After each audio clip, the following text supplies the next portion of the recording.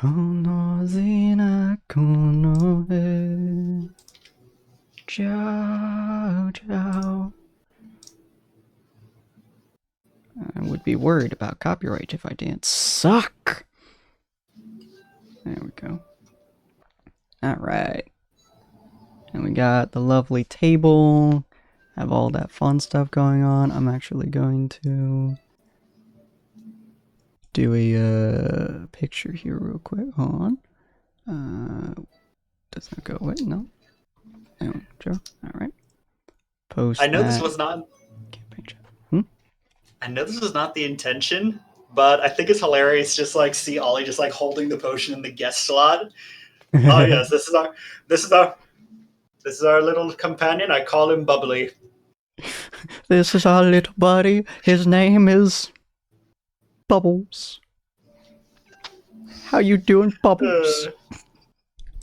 To do adjusting my voice, trying to make sure it doesn't crap. Knowing my luck, I'm gonna find out that he's been holding it there the entire time, and I just haven't noticed somehow. I'm pretty sure he has ever since, because I've used the one that you gave me, so that has, I think, been. It might have been that it was under the table for a little while, but Possibly. it's always been in your hands.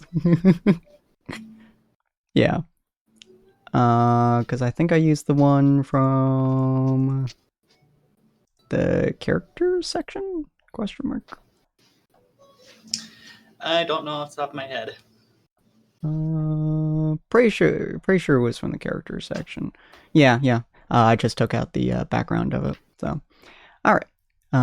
People are filtering in, which is nice. Probably. Make sure my chat works, which I should. Oh, perfect. It looks good too. Excuse me. It looks so pretty. Alright.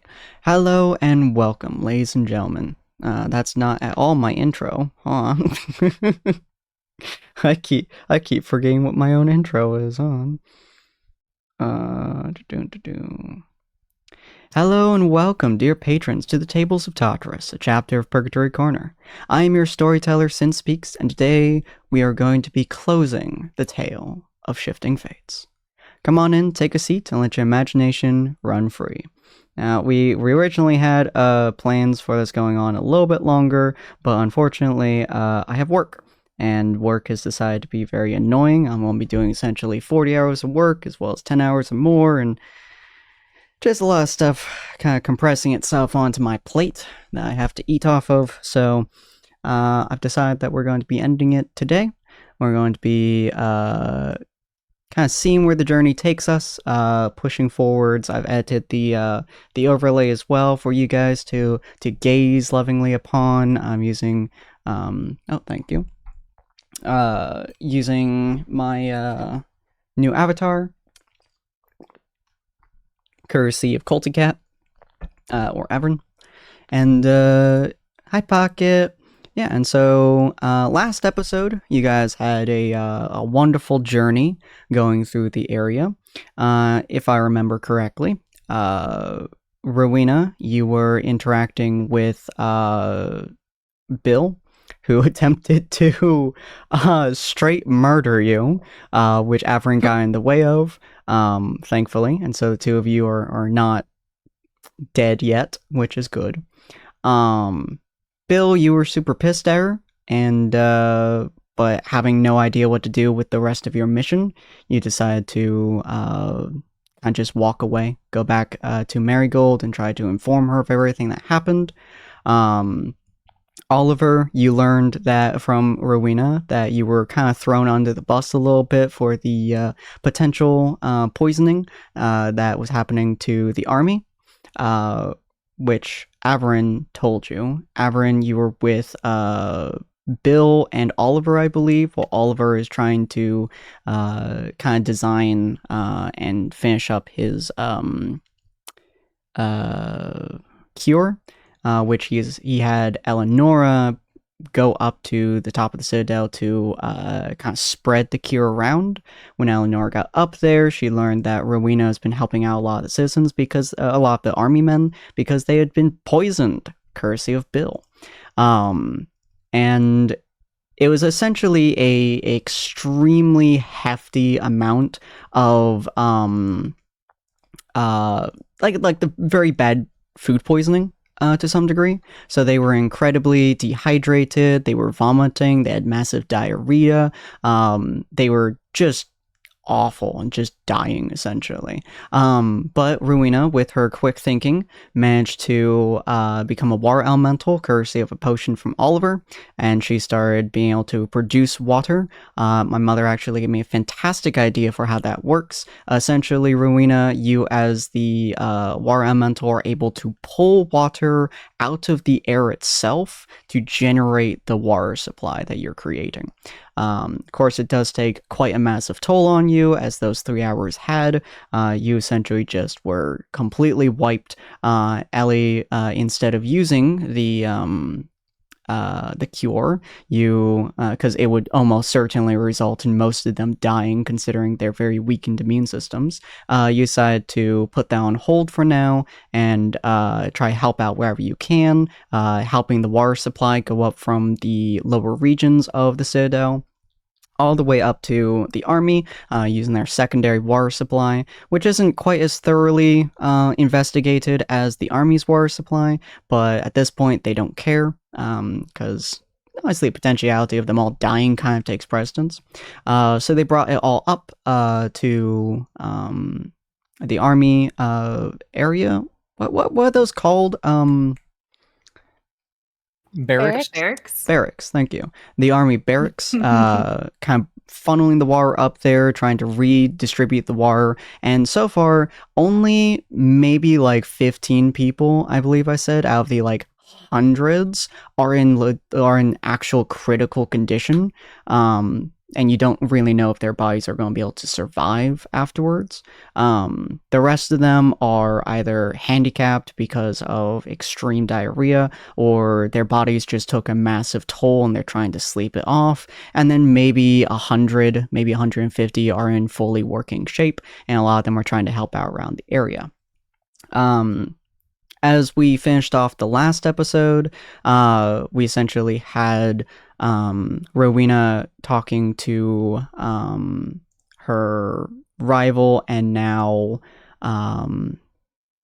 lieutenant, I guess would be his term. I think that would be the term. We're going to say lieutenant because I don't... It works, yeah. Yeah, probably lieutenant. Bryle. Actually, yeah, his last name is Bryle. So you walked up to him, you started talking to him, and he essentially told you that a little while ago, maybe half an hour, your father, and at this point, Ellie had come out of the barracks, because essentially Bryle, hearing that you were coming back to the barracks, fucking turned and ran, like power walked out of the barracks. So Ellie, of course, followed him because anything that scares the shit out of him is not something that the rest of the barracks want to endure. And you guys learned that your father had gone down to the lower region, the basically town square right in front of the what's this called? The bridge, right in front of the entrance, to fight the son of Bloodtooth, Ragdoll, I believe his name was. Let me make sure. Yeah, Ragdoll. Who previously Rowena had brought up to the council with a copy of his mother, Big Mama. The two of them were copies made from a necromancer, and essentially tried being like, yeah, no, they're not going to attack us now. And she gained the trust of her dad, of course. Now she learns that, yeah, no, her dad's about to go into a fist-fighting combat, or has been for a little while now. And then we're going to switch over to Bill. Before we do that, though, Rowena, you had wanted to look at when you went into your house during your rest period. So you guys all basically took an 8-hour sleep, and then that moment happened. So Rowena, you managed to get out of the barracks. You're tired. You're exhausted. You're essentially, it kind of feels like you've stabbed your entire body with a cheese grater, and you walk back to your house, and you kind of open up your door.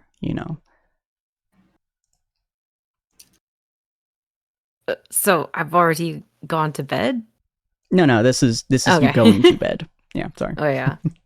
So I'll just go really quick check, see if the bow is still where it's supposed to be before I go to bed. As you walk into your kind of father's study, you notice that he's not there, of course, but the bow is in fact there. It's hanging on the wall. Roll me an Arcana check, actually. Okay.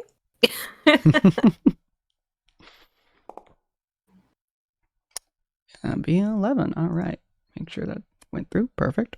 So you open up the door, you open up the door, you look inside, you look at the bow, and from the bow with the 11, you can see it is definitely magical in nature. You already knew this from, a lot of the stuff that you talked about previously and a lot of the way you found it, and as well as Oliver's last interaction with the bow. But this thing is definitely magical, and it weirdly enough, it almost feels like it's speaking to you. It's like, how like you hear those whispers in the back of your head, and there's like you absolutely can't make out what it says no matter how hard you try. It's just like almost static, but you swear there's words in there. That's kind of how it feels looking at this bow. Take a deep breath and be like, not tonight. I just need to rest first. Tomorrow for sure. And I'll go lay down, go to bed. All right, you go back into your room, which your mother perfectly maintains for you. Every time you've been in there, even when Bill was in there, it is perfectly maintained, exactly as it was when you left it. Even the bed sheets are constantly retucked in every time. You have a very good night's sleep. It's a very good rest. It's very peaceful. It's very gentle, and honestly, it's probably the best sleep you've had in weeks, especially after your trek through the Dwarven Mountains where you just didn't sleep for like 3 days. As you do that, we're going to transition over to Bill. You go into your room, sleep. Bill, we're going to look over at you. You and Averin are heading down into the slums. I'm actually going to change the picture real quick. Helios Citadel. It's been a long time since I've used these. And some of these I never even used. We're gonna go to the Undercity. There we go. Arcane. Such a good feeling. I need to rewatch that. Season 2 is coming out soon, but I digress. So you and Averin are heading down to the slums. This is probably the place that Averin is most comfortable in and the least comfortable at the exact same time. This is where, Bill, you're probably feeling like almost dejected.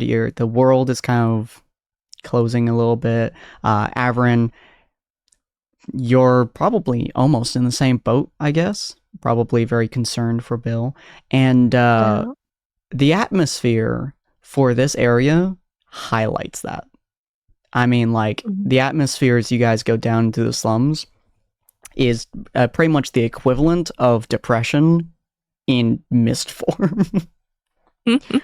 So as you guys start walking down, taking kind of the air quotes scenic route, it's a long walk and it's kind of slow.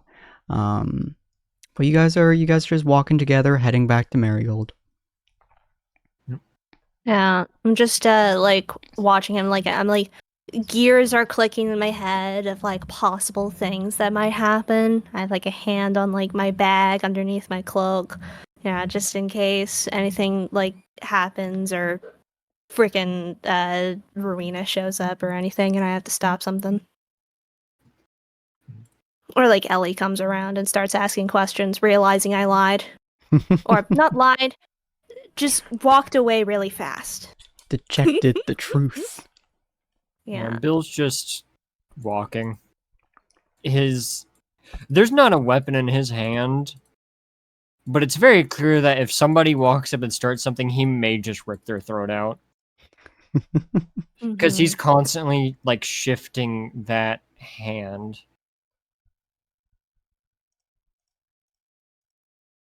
Like, it's a very clear, and I would feel a very distinct noise of the bone fingertips hitting the metal bits. Mm-hmm.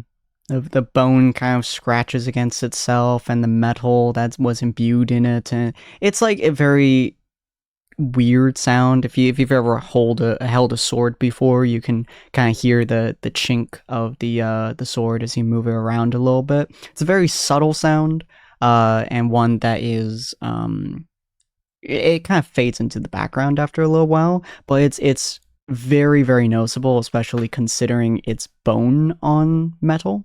So you're definitely hearing it. You're definitely seeing it, Avrin.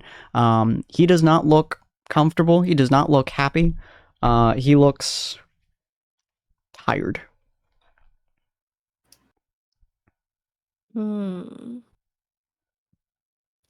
So, you want to talk about it? What is there to talk about? The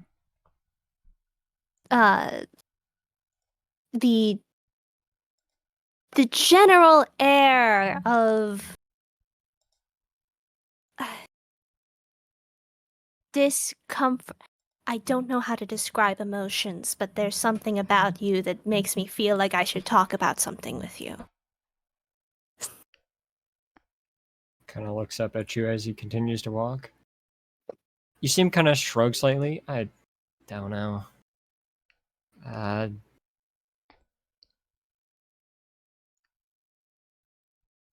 You think we're gonna have to fight Marigold to get out of there, or do you think we'll just be allowed to leave?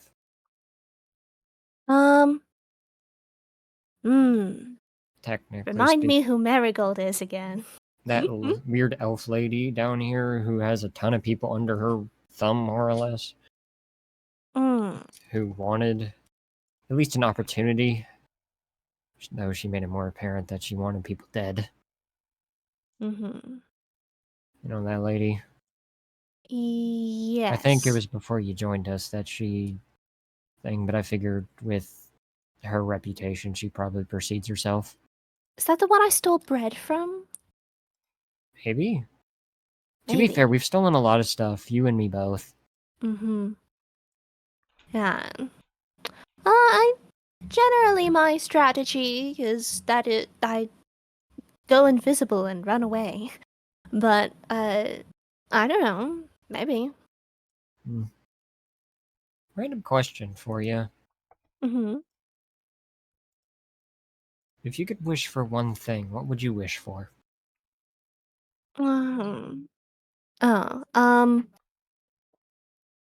I suppose I'd wish to not have to lose anything that belongs to me ever again. Like, I treasure the things that belong to me. My freedom, my friendships, my gold, my silver, my platinum, my etc. My music, my power, my magic, those sorts of things. Yeah. I just wish to keep the things that I like. What about you? At one point, I would answer my master, safe return. Another point, I would have answered a peaceful life.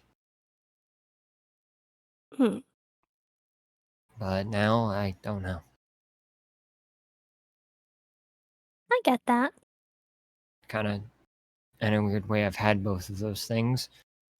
At another point, I would have wished for quiet. Mm. But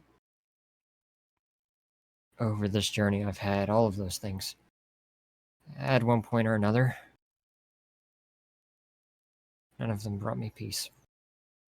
Not really. Mhm.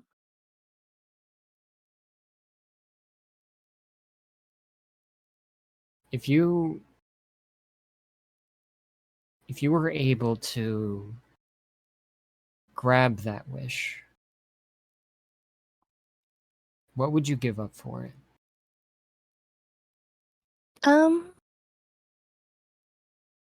To not lose anything, I don't know. It sounds a little bit counterintuitive, but to lose something in order to gain the wish, not to lose anything. But I give up a lot of things, really. Well, I don't know.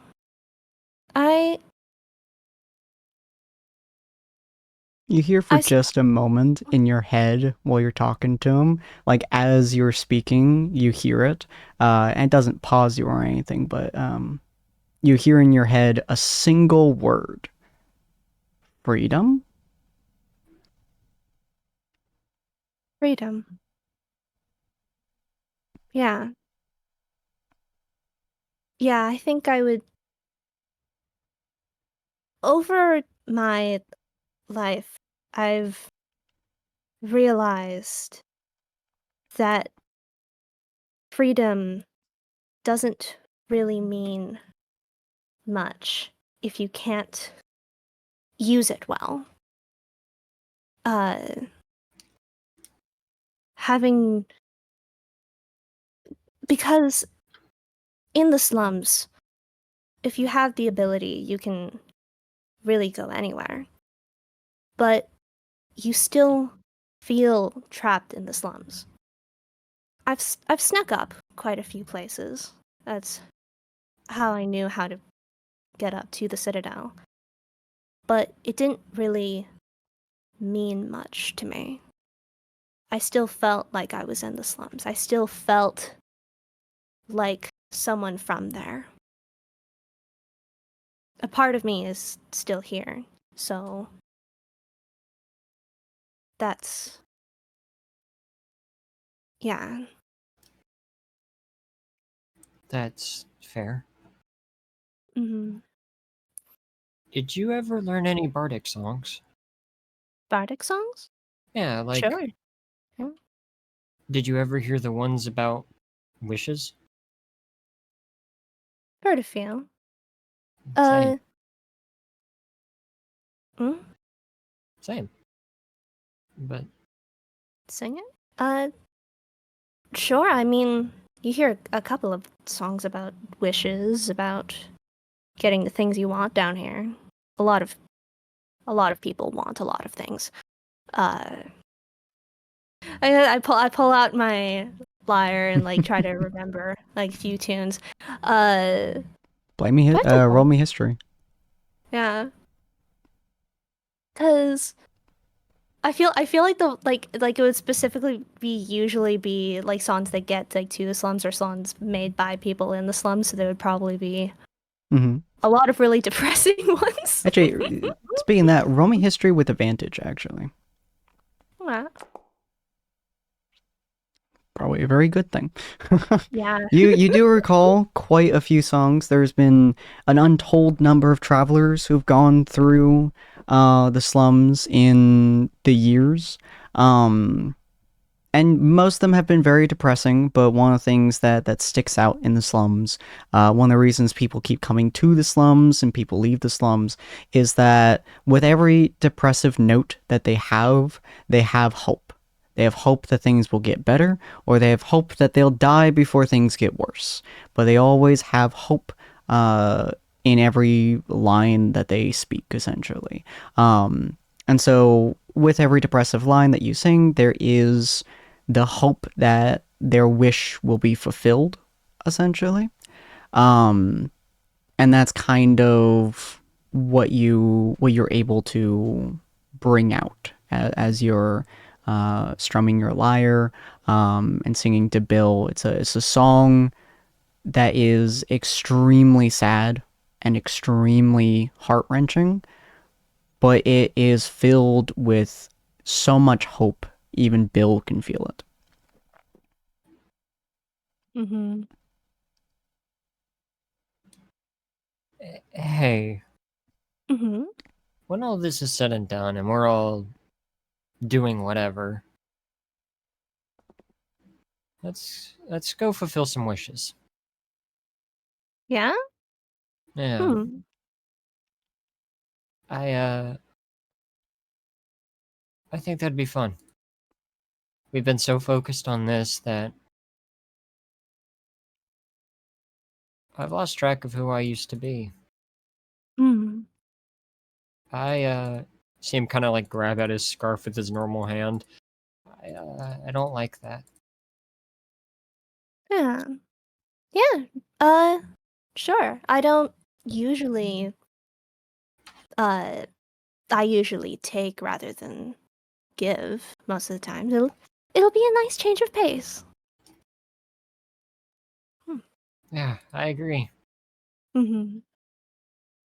All right.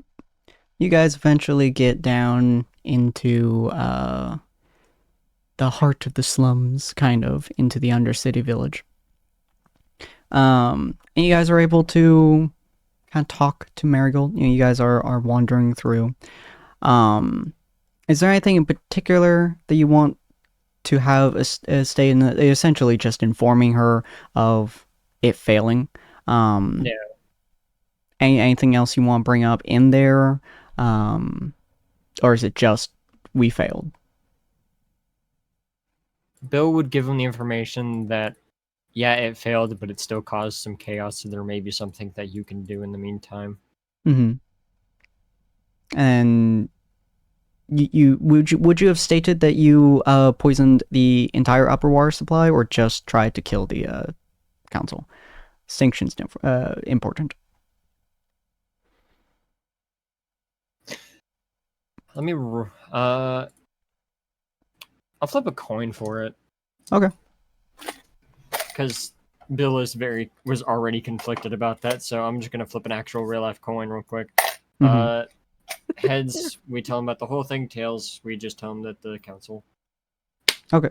It is Just the I like council. to Yep, just the council. I like to think that Bill is like actually flipping the coin like he was like, hold on, let me check. Yeah, you watch him be a little bit conflicted. You see him pull out like a small, like, do I even have money? Probably do. If not, Averin Yeah. has platinum. I somehow have 55 gold pieces, and Bill's just gonna take out a gold piece, flick it, thing, Mhm. tells him what he tells him, more or Okay. less that he attempted to poison the council via their water supply and failed. Okay. So essentially, yeah, Marigold would be annoyed. I'm just kind of running through this portion because it's Constraints, you know? yeah, it's not as important as the characterization. So it's just information giving that you guys have already. But essentially, she kind of like looks annoyed, but almost like she expected it. And she essentially is just like, well, if one attempt doesn't work, another attempt shall be had. We have more than enough time to keep moving. Right. And then she would just tell you both to leave. She does would not look oblige. happy. Okay, Bill did his bye. thing. Mhm. And All right. yeah. So you guys are standing outside of Marigold's office. Toothy and Dick, they're just kind of standing away, chatting with one another. You both know that Oliver's around. I think inside of the house that was next to Faye. So you guys can go and talk to him if you'd like. Bill would head that way. Okay.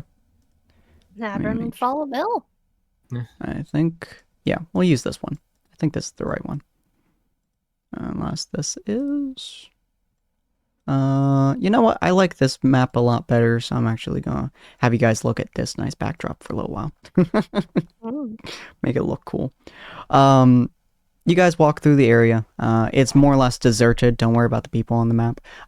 It's pretty much deserted, as most areas in the slums are, unless somebody's actively trying to steal, stab, or slut. But you guys walk through, and you eventually get over to where Oliver is. Oliver, you're essentially still just kind of making sure all of your stuff is in place. You're packing up. You know you're gonna have to get moving here soon. If if the cure is going on, you know that there's a lot of stuff going about. So I'm assuming you're just packing up your stuff now. Now the cure is finished. Yeah, probably. He's still scribbling out a final. He's probably scribbling out an array of random plans in his notebook, like scribbling it out, then sanding it before proceeding to try and write up something else. Just repeatedly, the notebook's like the only thing he's not trying to put away. He's up and about on handling all this. Mm-hmm. All right, that's what you guys walk up to. Hey, Hi. Welcome back. Uh, you you good? let's just say, hey, there's a bit more chaos than I was prepared to deal with. It's going on up top. I've heard. Mm. Oh, Yeah, I was about to try, and we were about to go and put the counter illness into a above game. I'm struggling with words. Oh, you're fine. Essentially, you're trying to get the cure to Barracks, that's what to I the was looking barracks. for. Yeah. We were trying to put the counter illness in the barracks, but in one of the barrackses, but it seems likely if I do that, just wind up killing a crap ton of soldiers and accomplish literally nothing else. yeah. You probably Mhm. don't want to add something to the current thing going on. Mm-hmm. Yeah, but unfortunately, there's not. Considering we still need to make a move on pretty darn soon, there's not really too many other options I've got. I can't exactly go back up top and fill it again, so the best I can really do is fill it with something innocent and looking and hope that they forget for when we can come back and fill it with the real thing later. Mm-hmm. Hmm. I see. So, what's going on? have They've a been hit? I don't understand. What are you talking about? Your panic. We've got a thing going on that's affecting everyone? The counter illness is going to be spread down on here pretty darn widespread, and we're probably going to want to be out of here unless messed up guts and basic flu symptoms for the next several weeks sounds appealing to you. Yeah, I'll get out before it all hits. Mm-hmm. Besides, there's a couple of basic ideas I still need to tool around with, especially with regards to, well, the gods haven't exactly stopped with their madness yet. I have a basic idea as how to get up there, but I'm still trying to figure out what we would even be dealing with on the way there, so to speak. But I suppose that's a better discussion for when everyone makes it back to the group. So, how exactly did your task go? We failed. It goed. Rowena was in the room with them. We warned Rowena about what we were doing beforehand, and she used it to stop it, Mm-hmm. which led to the current events, technically. Could I do a basic intelligence check to see if I can put all this together, or would this be a wisdom? It would probably be a wisdom, actually. This would be a. You can choose either one. It would be a high DC. I mean, then I've got a +5 intelligence, so that's not Go as crazy. go with intelligence. kind of difficult to. Yeah, I don't put two and two together. I don't recognize that they are the people who poisoned everything. Yeah, it's a little bit difficult to put together. But essentially, you know they have some kind of information. You're just not really able to dictate what that is exactly. Did you, at the very least, find some other sort of data that might potentially be useful for the hat? For I really don't. I'm like talking about murder. I really can't believe I'm talking about murder. Above game, I'm struggling with words again. You're fine, mate. Pacifying the folks up top. I only had one plan. I suppose that's fair. Down. Anything we can come up with, it would be, or down any sort, or a simple solution would be a real one. Yeah, I'm out of ideas. So, well, we can. I guess does that mean we really do need to make a mad dash for the gods themselves? maybe. Hey Oliver, weird question. Did you ever listen to stories about wishes? No, but if you mean, how should this? I originally became an alchemist. Originally took up the mantle of an artificer at the suggestion, or at the words I read in a old tinkerer's book. I suppose you could say I've followed my own wish to some degree, though how it went is up for debate. Why do you ask? Curiosity, mainly. I guess you could say. Hmm. Did something happen? No, I mean we just failed, and given things seem to be coming to a head relatively quickly, to some degree. Well, You I was asking Avrin earlier when we were walking back if she had any wishes, so I thought I would bring it up to you as well. After all, when all this is said and done, we've all got to figure out what we're going to do after. Above game, I'm suspicious. I'm just trying to debate if I want to bring up his immediate comment or if I should incite it first. It's up to y'all. You think that this is going to be where we draw our last breaths, isn't it? Don't you? I don't think so. But there's no guarantee that all of us will make it out of all this. So, I want to know everyone's last moment, or, well, not last moments, I guess that's morbid. I'm so used to the dead that I forget wording. What's the word? Wishes. Last wishes if something happens to them. I think wishes are important. Because I may have gotten into a fight with Rena. Who knows how that'll end.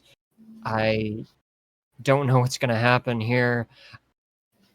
I'm out of plans, and that's not good. I usually always have one. So I'm asking because it would give reassurance. He'll just take a seat on the bed, think for a moment, or put a finger to his face for a moment in thought before responding. True understanding. I'd wish for a true understanding amongst the warring parties.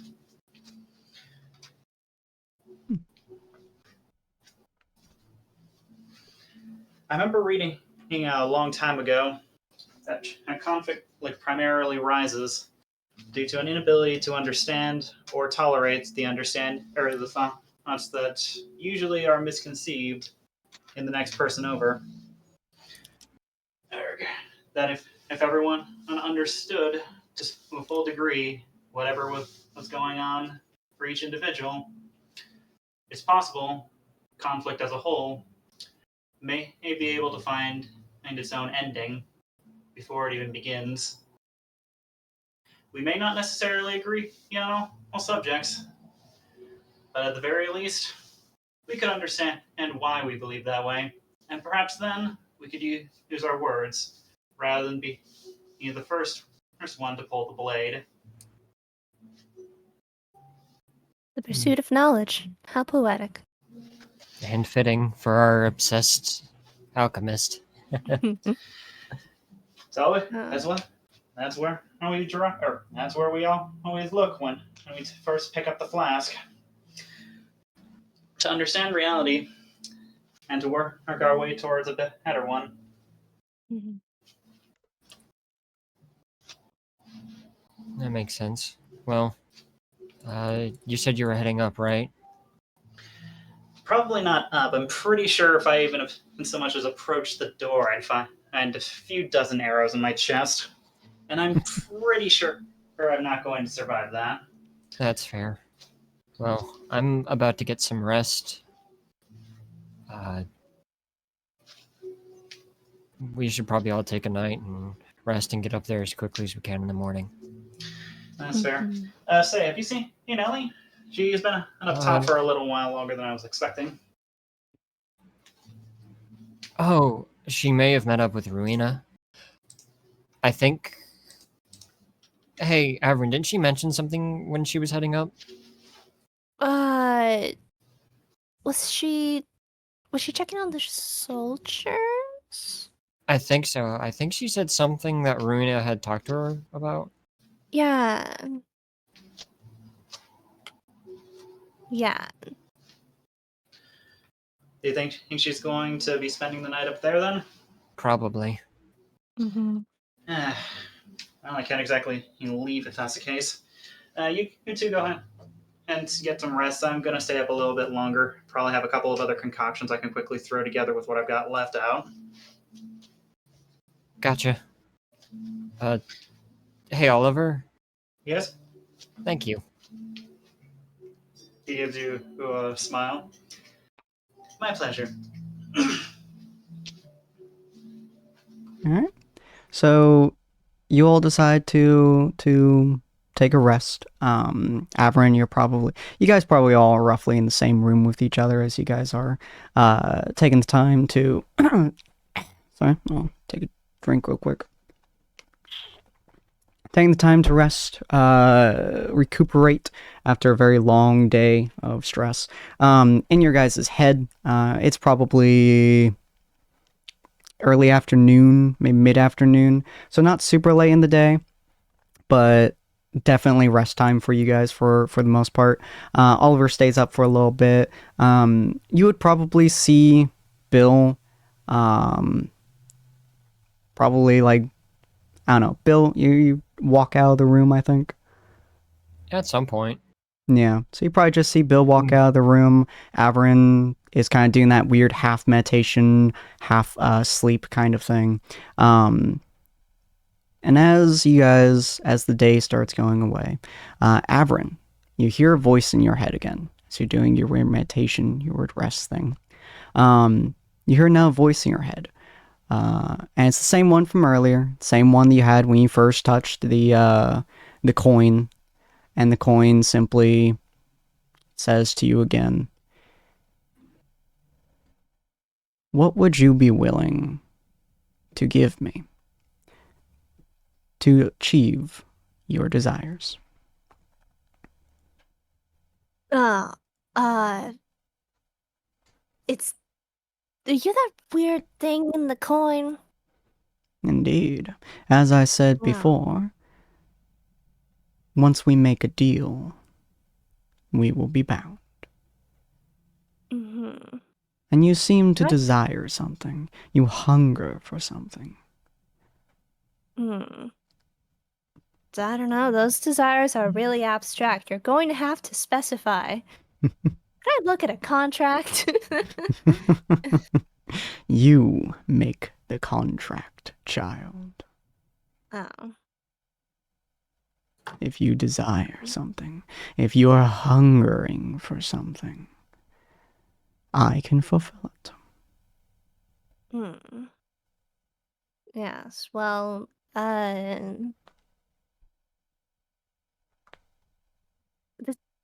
this feels like it's going to be a scam. I do not scam, child. Ah, I make deals, and I fulfill my bargains. You cannot desire and hunger endlessly if you avoid that which you desire, because it could be false. No, no. If you know it will be true, if you know you will gain it, you will hunger for it so much more. It will always be there for you, and you will always want it.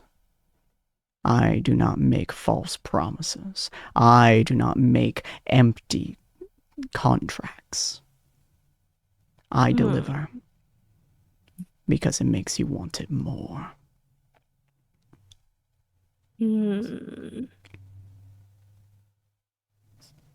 Well, I desire to not lose my friends. I don't know exactly how you plan to grant that. I could give you powers. What kind of powers? If you wish for something, you must give something of equal value.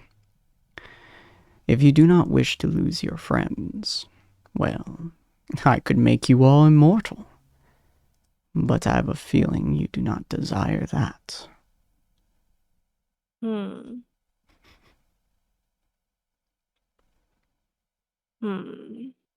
I could give you the power to protect your friends while they live their lives. Elaborate. Have you ever seen someone be injured and wished you could move that pain to something else?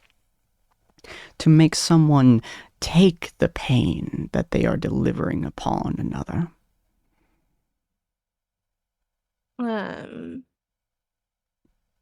Well, no, but I get what you mean.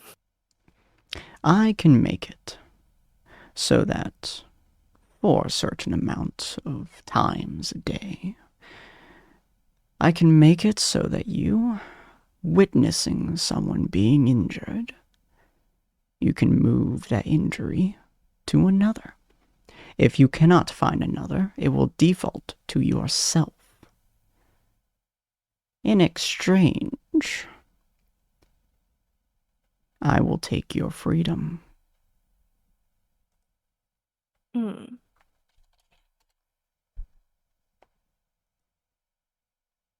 What do you mean take my freedom?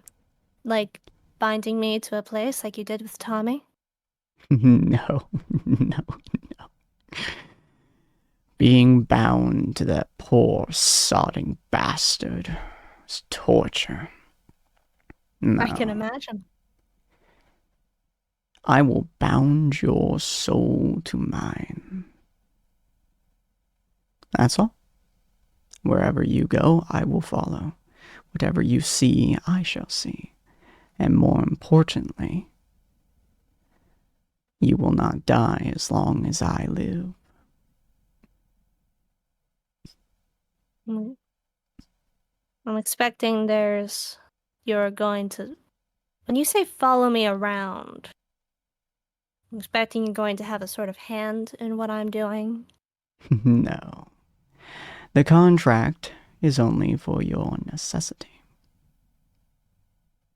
If you desire for me to intertwine, you simply need to ask and give up something of equal value. Whatever you see as value. Because you see, I have no interest in your petty mortal necessities. I have interest in your hunger. I have interest in you wanting this contract over and over and over again. You know I'll fulfill whatever desires you have, whenever and however you need it, so long as you give up something of equal value. Mm-hmm. And you'll He'll be want preying it. on my greed. Hmm? He'll be preying on my greed. Indeed. I could keep Bill and Rowena from killing each other when they meet up again. Child's play. Mm. Now, But one thing that you must know, child. I am not only in this world. I move between the planes. I exist in other dimensions. Your mortal brain has a difficulty concepting that, I understand. But I must state as such, for the contract to be fully stated. If you are bound to me, child, you are bound to me in whatever plane I desire you to be.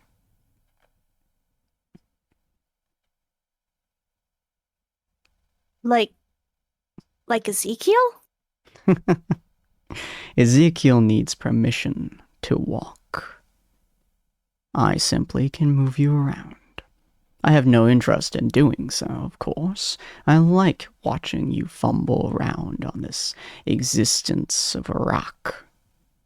But eventually, time will pass, and you'll get bored, and you'll hunger for more. So from what I take it, basically what's going to happen is you're going to be dragging me around places. But whatever I want, you'll drive me to get it. Indeed. Sounds good. I mean, I'm sure others would find that terribly compromising, but You'll I get think we could- everything you desire, and all I have to do is watch. And I'll be forever satiated until the end of eternity.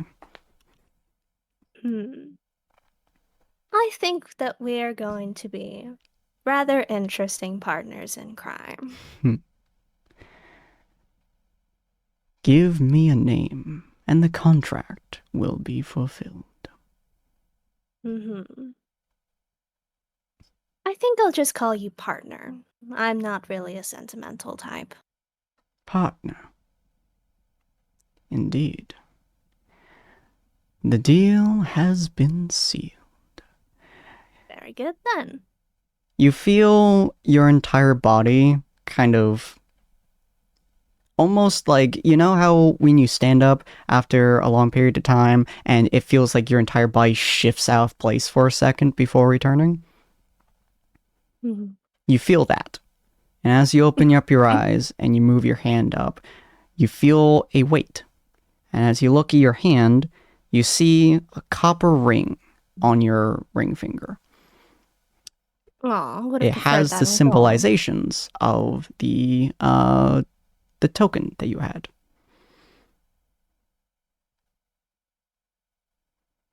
Huh. Soul has been bound. And then the voice fades.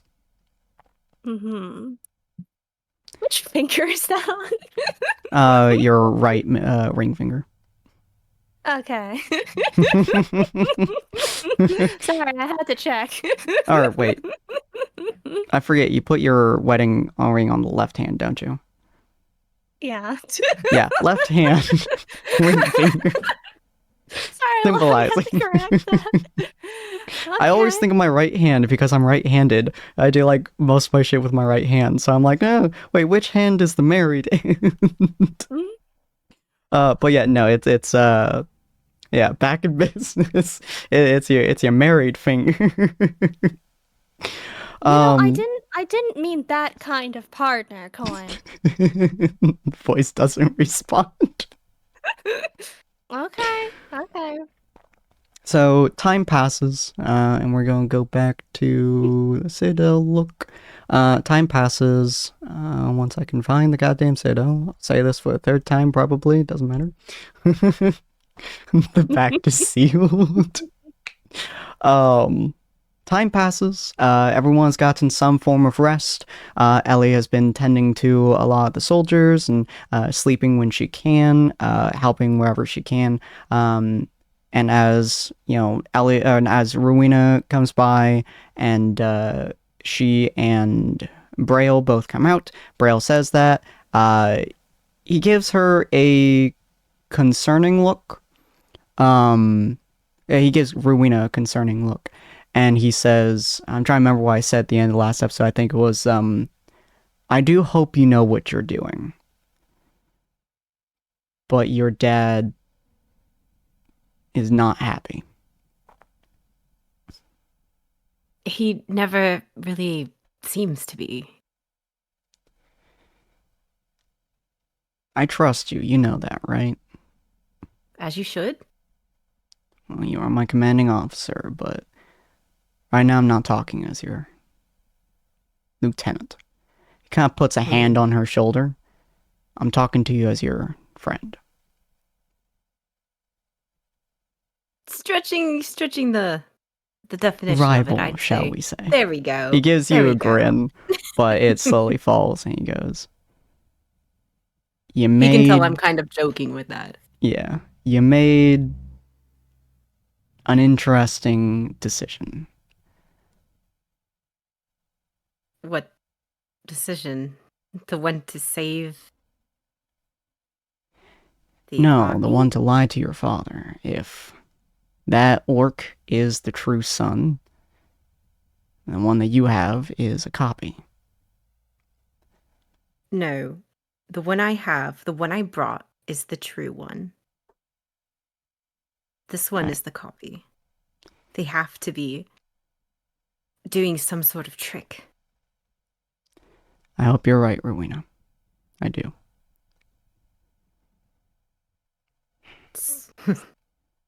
So do I. So do I.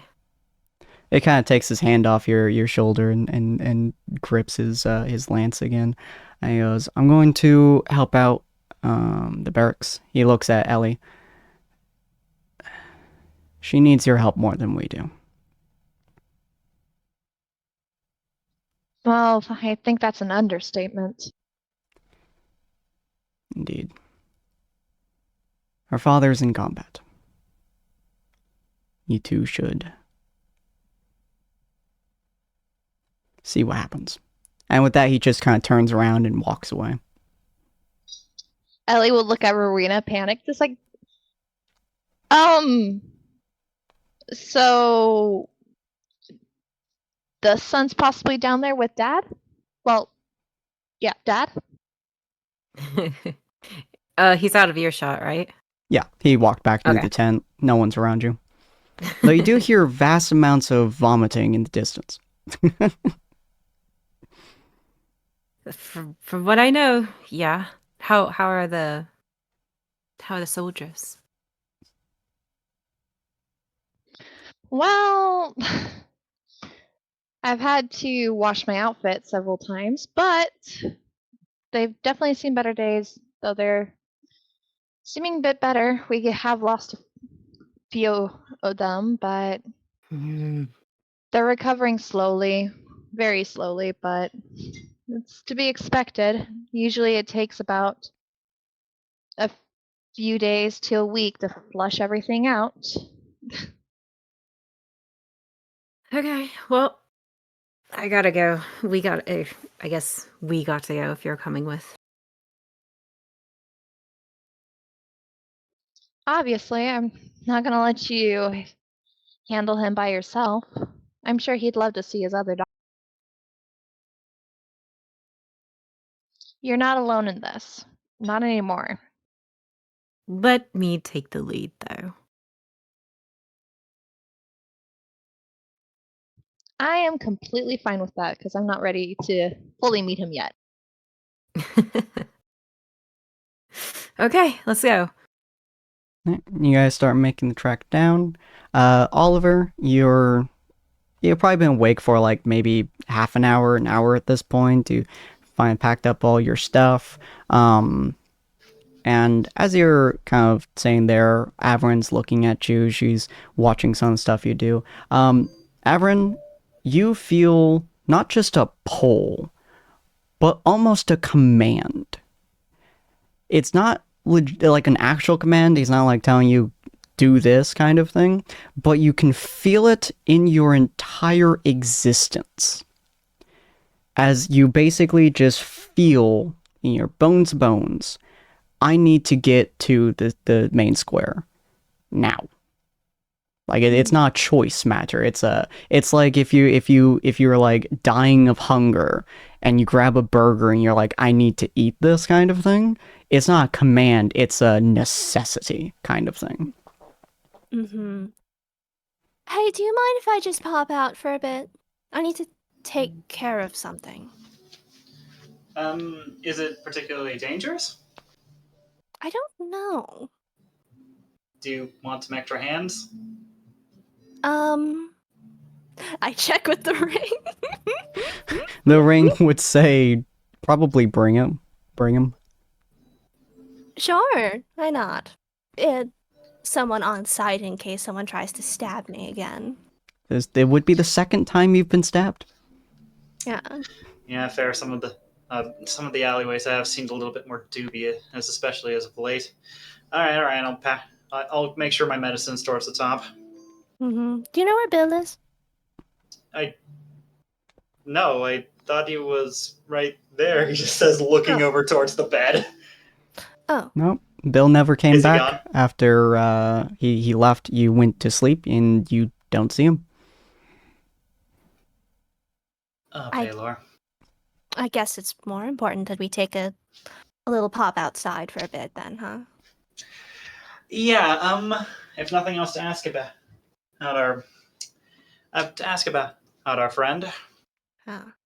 Oh, hold on. 1 second. Everyone's gonna go check to see if she can make a sandwich real quick. Can I do that? Is the ring okay with that? Yeah, you would have the time. It hungers, it desires stuff from you. So this is this is a necessity, you getting there, but it doesn't have a time frame on it aside from as soon as physically possible to some degree. And so you make your sandwich and you head outside, you walk outside. Hold on just a moment.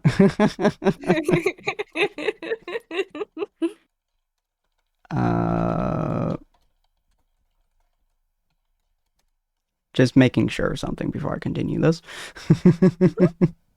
You have to check if the times line up. All right, cool. Yeah, so you walk out the doors. Nope, you don't see him. You walk around a little bit. You start asking people. You see No a small one- bird. Yeah, no one. Everyone's like, no. You start going through the area. You start asking people. You start heading up because you're physically being pushed that direction. Every person, they just go bird, and you just keep moving and you keep moving and get the same response. Oliver, you would realize that she is moving topside as everything starts to push on and on and on. Do you say anything to her? Is she is starting to look a little bit more frantic the longer you guys are, like she keeps stopping and then getting slightly frantic and then moving. Yeah, you see Averin just like she's like walking with like a purpose, and she's like staring like outwards. You see her like fiddle with her hands slightly. I don't know if you see the ring. I assume you see the ring. You probably would. Possibly. Then again, it probably wouldn't exactly be the most unusual if you just turned up with a random piece of jewelry that he doesn't remember from previously. You do steal a lot of To stuff. be fair, I'm just going to say he probably ignores the ring and just simply goes straight to the. Are you all right? You're looking a little bit more panic stricken than usual. I'm fine. I just Did you mug the wrong person last night? Oh no, I haven't mugged anyone as of yet, not recently. No, I'm just worried about Bill. Yes. I suppose you have. I've spent an awful long time. Actually, in his head, they have spent an awful lot of time together, so it makes sense that they would have experienced a fair bit of bonding. Yeah, that is a little. It is a little strange. And no signs either. What on earth is going on? Doesn't make any sense. Yeah, I mean, he's snuck out a couple of times. I mean, so have I. It's not usually something I'm worried about, but considering what state he's probably in right now. Dang it, I was about to give him an elixir of resurrection too. I suppose it doesn't really make too much of a difference unless he's actually in the area. Unless he's actually staying close, though. I had the funniest thought run through my head of like Averin fidgeting and she's looking super concerned about Bill not being there and Oliver being like, they have bonded. And then he looks at the ring and he goes, oh. God. It's the funniest thought to me. He does not put that together. Yeah, that's just, that'd be the funniest misconception. I love that. Just random. That would be actually hilarious. Now I understand what you mean. No thoughts, head empty, only science. Yeah. Basically. So, I mean, above game and all. Speaking realistically, have you ever noticed that basically anytime we classify somebody as a genius, it's almost never for their knowledge on a broad array of topics. It's almost always on their knowledge of like one. That is true. Yeah. So you guys start heading up. You guys can't find any information about Bill, but Averin, you physically can't spend any more time looking for him as you start essentially almost power walking and then eventually dashing towards the town square. You do have a sandwich in your bag. I don't know how you wrapped it. I don't know how you kept it. It's a sandwich. It might be messing up your bag. Actually, no, you have a... No, that was Bill. You just have a normal bag, I think. Or do you have a... No, you have a bag of holding, don't you? I have a bag of holding. Okay, cool. You just shoved that in there?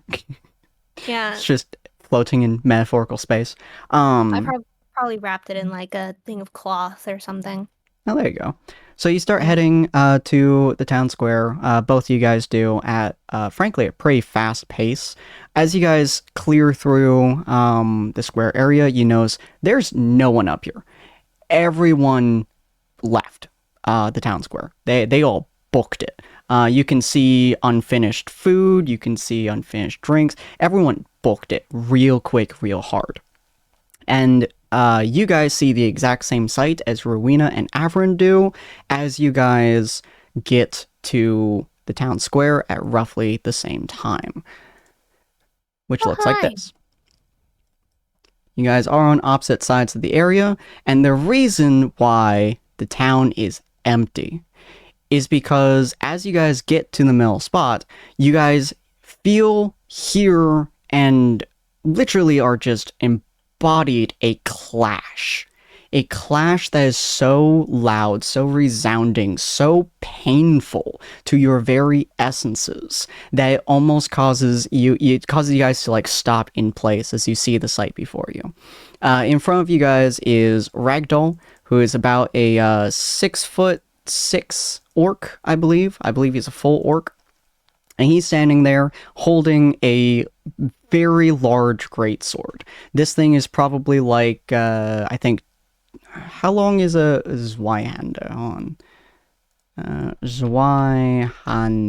That's not how you spell that. That's fine. It's about 84 inches long. 84 inches, 2 feet.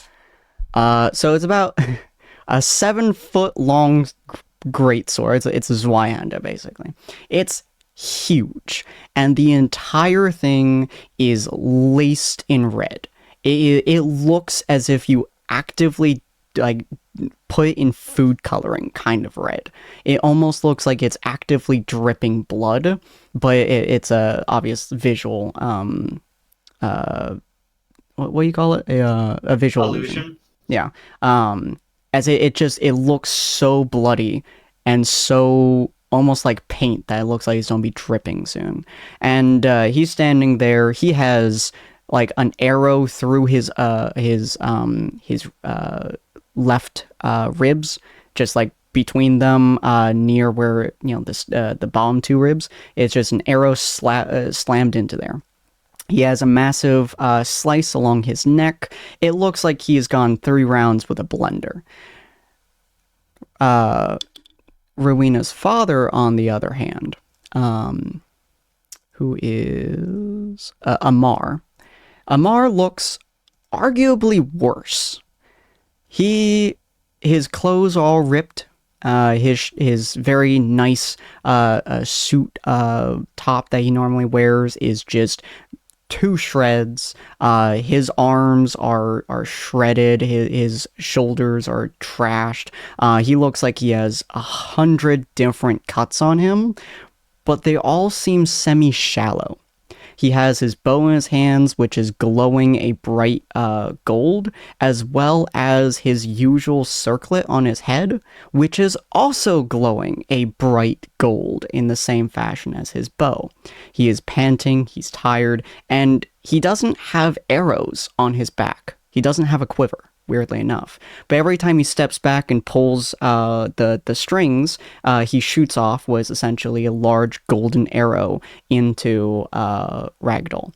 Usually Ragdoll will deflect it. As you guys are watching, the arrow slams into the Zweihander and dissipates entirely. Like, it explodes in a mist of gold as the 2 of them are looking down at each other.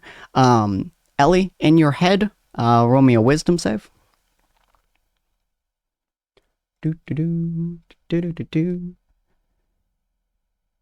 Oh, is this the first map we used? The first one we used. Oh, that's cool.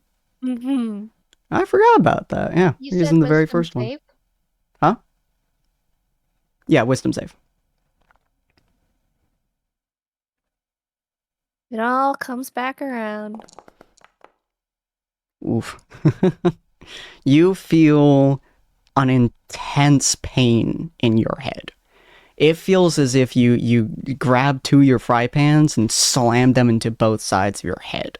Not debilitizing or breaking anything, but it's an incredible immediate surge of pain as you hear both gods in your head clash every single time that Amar and Ragdoll hit their weapons together. And as the 2 of them are fight, Ragdoll will run forwards, and Amar will split his bow into 2 and slam them both into the sword. And that is intensely painful. It's only painful for a moment, and it only happens the first time you watch their blades clash. But you can feel in your head, this is 2 god energies hitting each other in sync.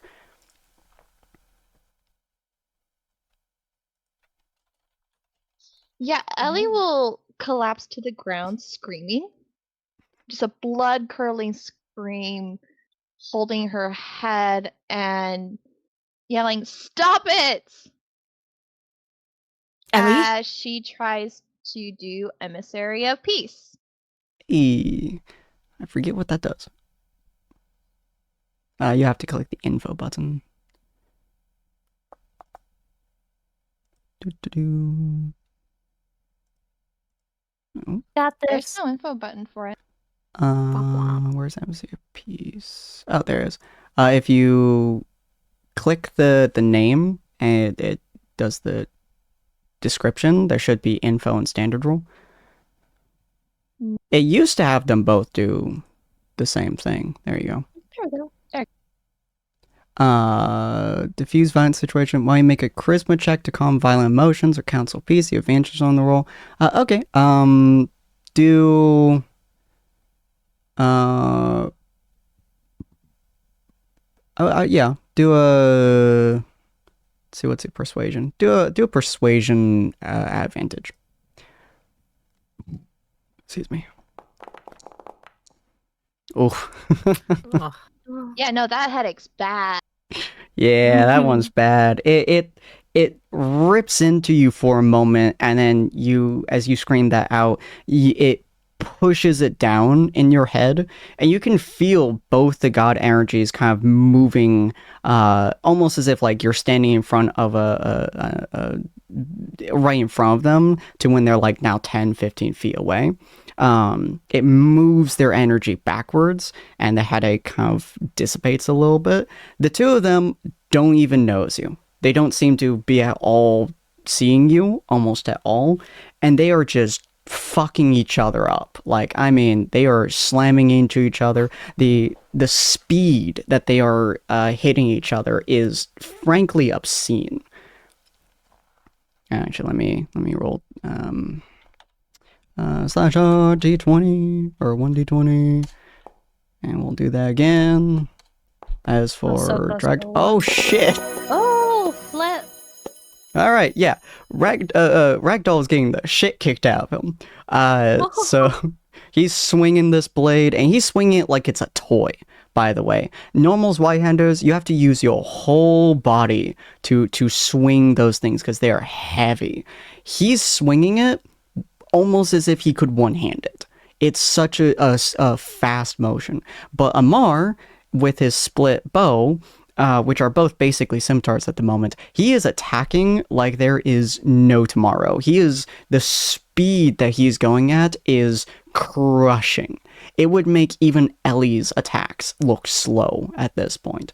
And he is just beating the ever-living fuck out of Ragdoll.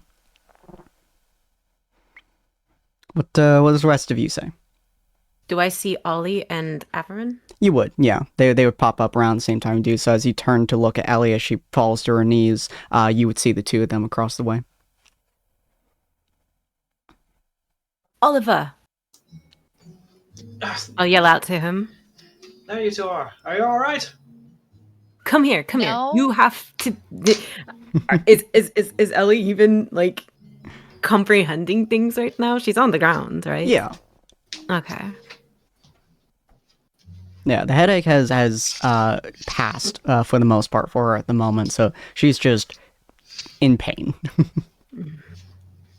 She'll get back up. Oh, glad everyone's here. And she's like rubbing her head. Catherine does like a half-hearted wave, like completely distracted by what the ring is telling her to do. Oh no, I don't know. I don't know what to do. Okay.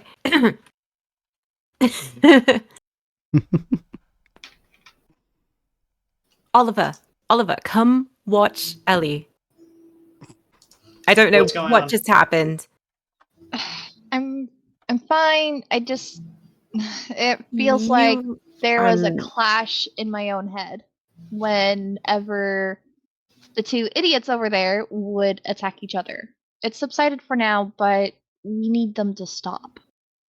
Those weapons are in control and they're doing something to me, even.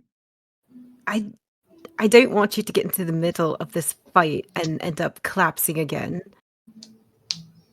What do you think would happen if their weapons got coated in alkahest? I don't even know what that is. Type of acid melts objects down to their elemental components. Sounds dangerous. Do it.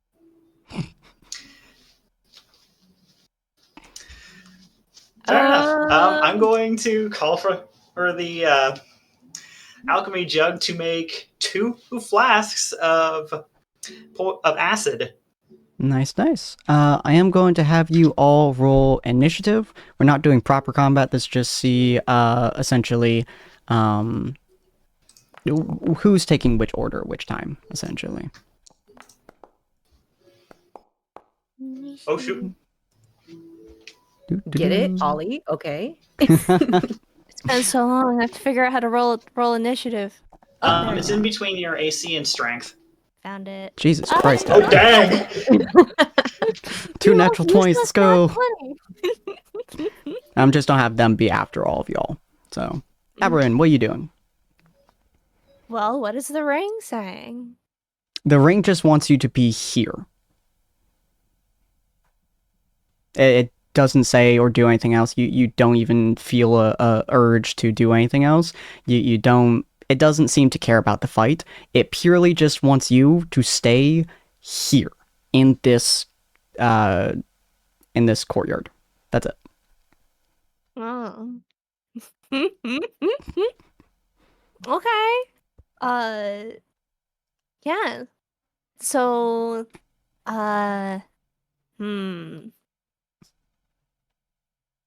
it's Averin, my like, it's like, okay, there's Serena's over there, Ellie's over there. It's like, I don't know where Bill is.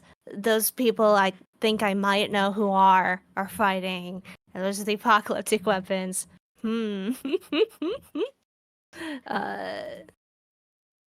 Yeah. So,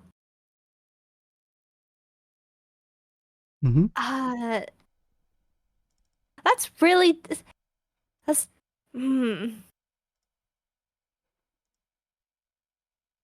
Avern is just like really confused and like You can guess- also decide to pass your turn if you'd like.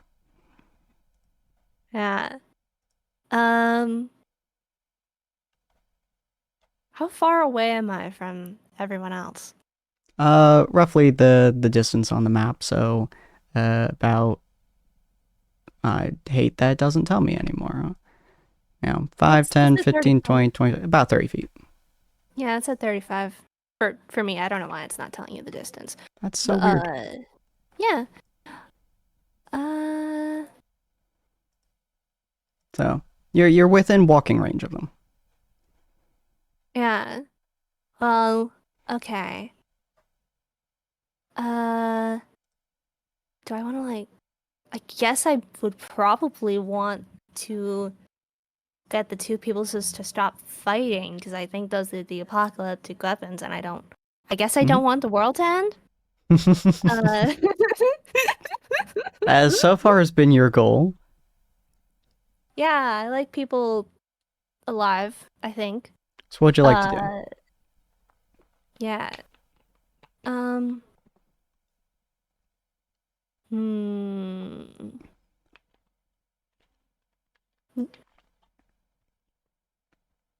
Mostly I'm just trying to figure out why the ring wanted me to go here. I mean, I guess I feel like I want to walk somewhere, but I don't know where. Do I want to be next to like the People's? Do I want to be next to the People's fighting? They're currently swinging. If you get within basically melee range of Ragdoll, by the way, you will get a attack of opportunity from him onto you, purely because of how large his sword is and the fact that he is swinging it constantly. You would literally just be in the way of his weapon if you get next to him. Just an FYI. That's not really my vibe. You could also try talking to them. You could potentially try to steal something off of them, but that would be real hard. Yeah.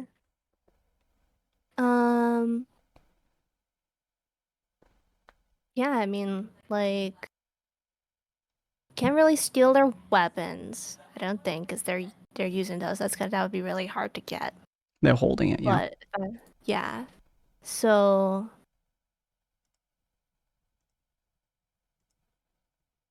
how big are they? Like the people? Yeah, the people's is. Oh yeah, they're your size. Well, they're a bit taller than you. They're both about 6.5 feet tall. Okay. Yeah, I think I'm probably gonna like move over here and like continue to like observe. So I'm gonna move near Rubina and Ellie. Okay. Yeah. And Anything else? Ellie, it's just like, Ellie, what's going on? Are the gods fighting in your head or something? Yes? Where's Hmm. Bill? I don't know. Disappeared. That's what I'm trying to figure out as well. Well, hopefully he doesn't join in the Clash of the Gods, because... I don't know.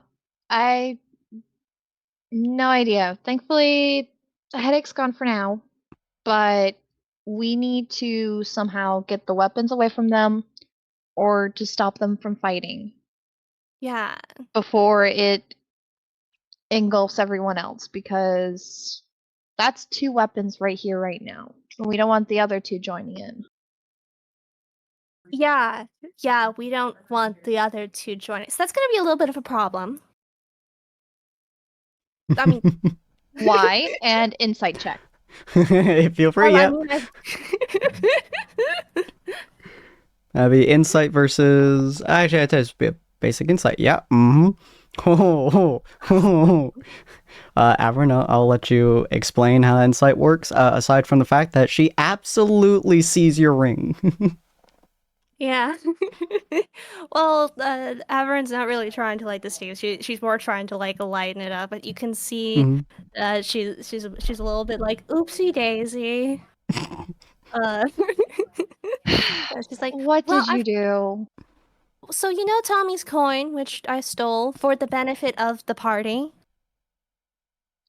Is it truly for the benefits of the party? I mean, you guys noticed it was a thing, and I figure it'd be better off his hands.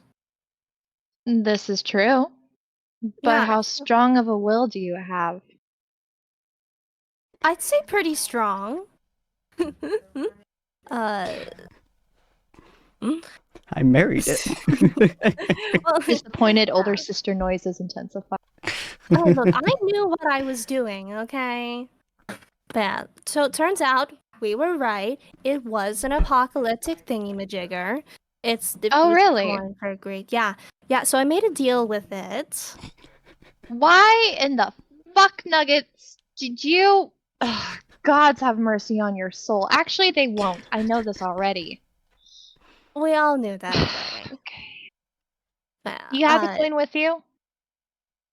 Well, it's not a coin anymore. What do you mean not anymore? She kind of flashes the ring at you, just wiggling her fingers with a smug look. It's like, well, Oliver, do we have a way to destroy it? why would we want to? That's a good question. Why wouldn't we want to destroy it? It's literally one of the reasons for the decade-long war. It's not just the gods, it's the weapons influencing the people that are handling them. We're literally told that the dragon will be involved and all of the weapons will be involved for the first time in literally hundreds of years. The last time the weapons were involved were decades ago. And here you are, happen to be standing right here with the other 2 weapons. Give me 2 seconds. Where's Morty? Sorry, rigor mortis. I don't know where rigor mortis is. Well, I'm sure he's gonna pop up here soon. I wouldn't be surprised. But look, we're of similar minds.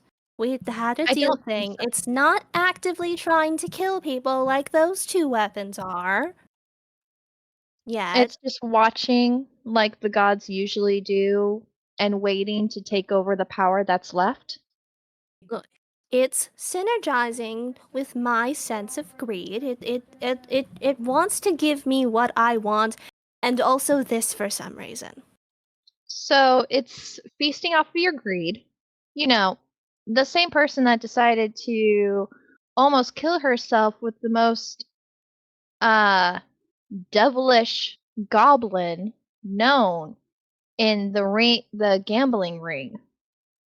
That makes perfect sense to pair yourself with such ring that will just toy with your body however it likes. Hey, I won and now that. You're just sitting and waiting for either the sword to fail or the bow to fail so you can take that power, right? It'd be pretty nice. Yeah, see. As Is you that say you that, talking or is it me? Ragdoll is still getting the shit kicked out of him. He has not regained bare footing at all at this point. And I'm going to say that was a lot of talking from your end, Averin, so I'm going to say that was your action and bonus action. And we'll move over to Oliver. I assume, Oliver, you're making your Alka-House. Is that an action or a bonus action? To use the alchemy jug? Yeah, is that an action? I don't actually know. I need to actually check that now you mention it. 'Cause I don't remember if that's meant to be used out of. I'm assuming it's meant It's to be used probably out. not. It's probably not. Realistically speaking, I think our objective here is probably just to get the weapons away until the thing can produce those. But now I need to double check. Oh, it's an action. Okay. Okay. So yeah, probably. I'm using the alchemy jug to make 2 doses of acid, Okay. and it does not. I'll move on arrow keys. I'm just gonna. Oh. Can you say it's my turn? Oh wait, it is my turn. Yeah. Why can't you I move? should. Oh. I don't know. There you go. Actually, a free movement. Okay. It's not letting you move. That's weird. Can you slide me over by Ellie? Oh, hold on. It says that you no longer exist within this world, so let me fix my that God, real I did quick. There we go. Just delete the original one. Yeah, let me That was within 6 spaces, right? Yeah. 2, 3, Typical 4, cloning thing. 16. no, it wasn't. I can only make it to one step before. There you go. Boop. There you go. Yeah, that would have been 6 spaces, so you're good. Yeah, if you say so. Why are you Okay, now the trick is figuring out how to get the weapons away from them so we can put this on, or find some other way to get rid of them. Mm-hmm. Any ideas? Can we throw it? Technically, yes, but do you really think you're going to be able to land that shot from here? Let me try something. We do have a ranger. They're yours if you got an idea. He just says holding out both potions towards her. I'll count that as a both bonus Alka-Has action to move to pass it on. Okay. Irina's not gonna take those. She's gonna pull out her 2 poison-tipped arrows. Ooh, okay. Oh no. Oh boy. Ragdoll definitely looks hurt, and by hurt I mean he's just getting wailed on. But your father is starting to get tired. I'm gonna aim at my dad first. Oh, okay. Shit. I'm gonna yell at him. I'm gonna be, Father, please stop. Let me. We're gonna say that. You're scaring your dog. Nope. You see absolutely no. It doesn't even look like he registers your voice. He is just wailing away at Ragdoll. Okay, yeah, well then. Let's go. Let's go. So are we trying to kill them or? No. Oh. Honestly, that's kind of a thought at the moment, Oh but my I goodness. know it's a no. Hey, he was the one that wanted to abandon me. You watch as the He's not arrow my dad, He flies. simply fathered me. You watch as the arrow flies and embeds itself into the side of the house that they're currently standing in. Neither one of them even flinches. That's okay. Another. I'm gonna go again. I got 2 attacks now. Fair enough. And I have 2 arrows. Still to your dad?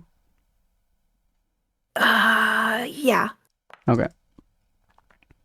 I'll hit. Okay. Ooh, the betrayal. Oh.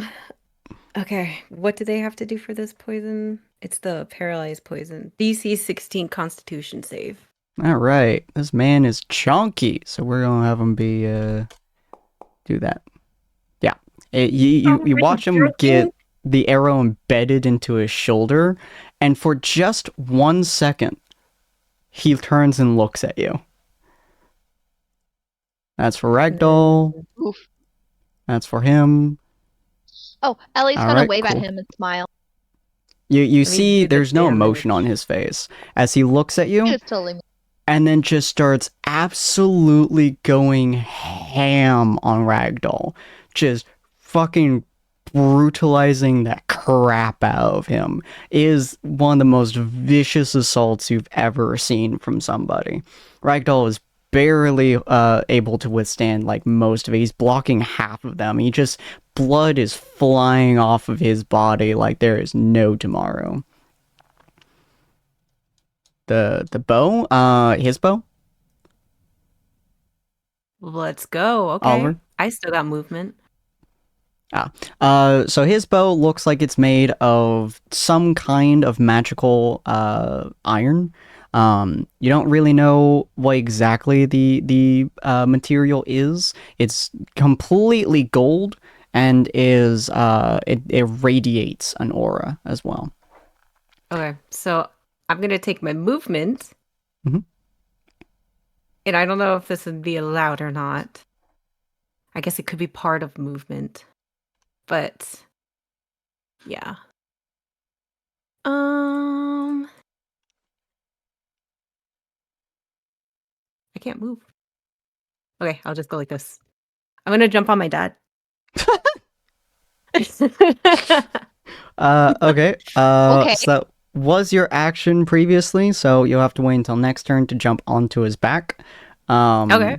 But you essentially like you skirt past Averin before she can kind of react, and you like turn towards your dad with a full intention to jump onto him. Ellie, you just watched her zip right past you after shooting her dad in the shoulder, and he is barely phased. You guys will hear me that before I means it's my leave. turn. I guess talking's not going to end this. Okay. Well, I guess we have to stop them physically. Can Ellie help Rowena have a drop on them? Can I like pick her, pick her up and drop her on, or at least have better aim on them? So 2. I mean, theoretically, a help action can theoretically be done anytime she can think of a way that she would physically be able to take an action that would assist in the process that she's attempting to conduct. And distraction could potentially work, but physically adding force could too. You could totally do that as your help action, yeah. Because, yeah, I don't fully know what to do with Ellie at the moment unless she was like up closer. Mm-hmm. Well, you can move up close, and then you can give Rowena the help action by essentially lifting her up and then dropping her. I'm taller I'll than do you. that. What are you gonna do? I'm So, gonna help you. I told you, you're not alone in this. I'm assuming using your wings? Yes. All right. I am going to burst out my wonderful gray wings. I'm gonna scoop her up. For just a moment, you see a flash of light as her wings essentially manifest around her. She grabs Rowena pretty much under the arm, kind of yeets them both upwards for a second before just yeeting her downwards, which will give you a help action on your grapple next turn, Rowena. In the meantime, the two of them will once again slap the shit out of each other. And god damn, Ragdoll is getting fucked. Let's go, Dad. He is barely like your father is injured. I mean, like heavily injured. He is acting as if there is barely a wound on him, and Ragdoll, there is so much blood covering the floor under him. It looks like he got impaled by his own sword.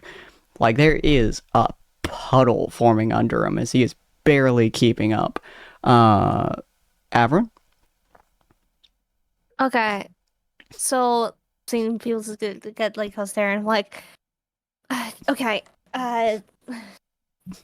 partner, you said I could stop people from attacking people. And this looks like it's getting a little problematic here. I don't know what's gonna happen.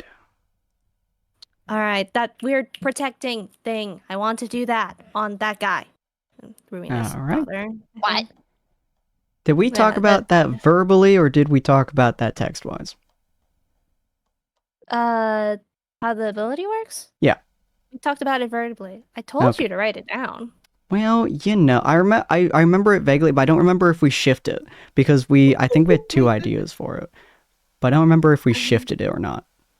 I liked the one with the shield, because that... Oh, okay. Because I'm a squishy, so especially with that weapon, it wouldn't work very well. Okay. So, you kind of feel like a smile forming in its mouth. It's a very weird description, because it's an ethereal being that you're essentially just kind of feeling a smile form. As you see what color would this be? It would be it'd be bronze. You see a bronze shield kind of manifesting into existence, all of you guys do, directly between Ragdoll and guy I keep forgetting the name of. How do I keep forgetting his name? Amar, thank you. A bronze shield. It's almost transparent, though, as Amar starts just beating the shield.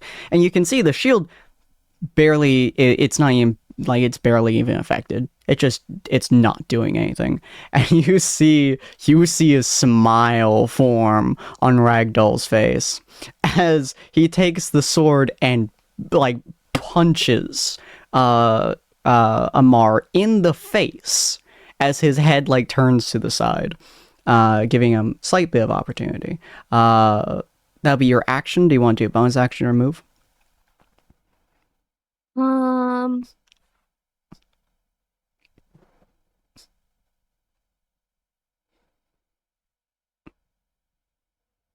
I mean, I guess I could do vicious mockery. You could. Just to, like, see if it'll distract him or anything. Alright. Yeah, okay. So, What's your insult? yeah. How dare you leave your child at the forest? I Some kind of fatherly insult. Oh wait, no, is this to the orc or no? Oh yeah, which one are you insulting? I think it's a Ragdoll. I think that's the one with the bow. Yeah, Like, no, the father is Amar. Okay, yeah, so I put the shield on Amar, and then the vicious mockery would be towards Ragdoll, just to see if I could distract the thing. Wait, are you putting... The one with the sword is Ragdoll. What? The one with the bow is Amar. Man, I've been wrong for a very long time. Let me list his name real quick. Alright. I think I can. Token name, Ragdoll.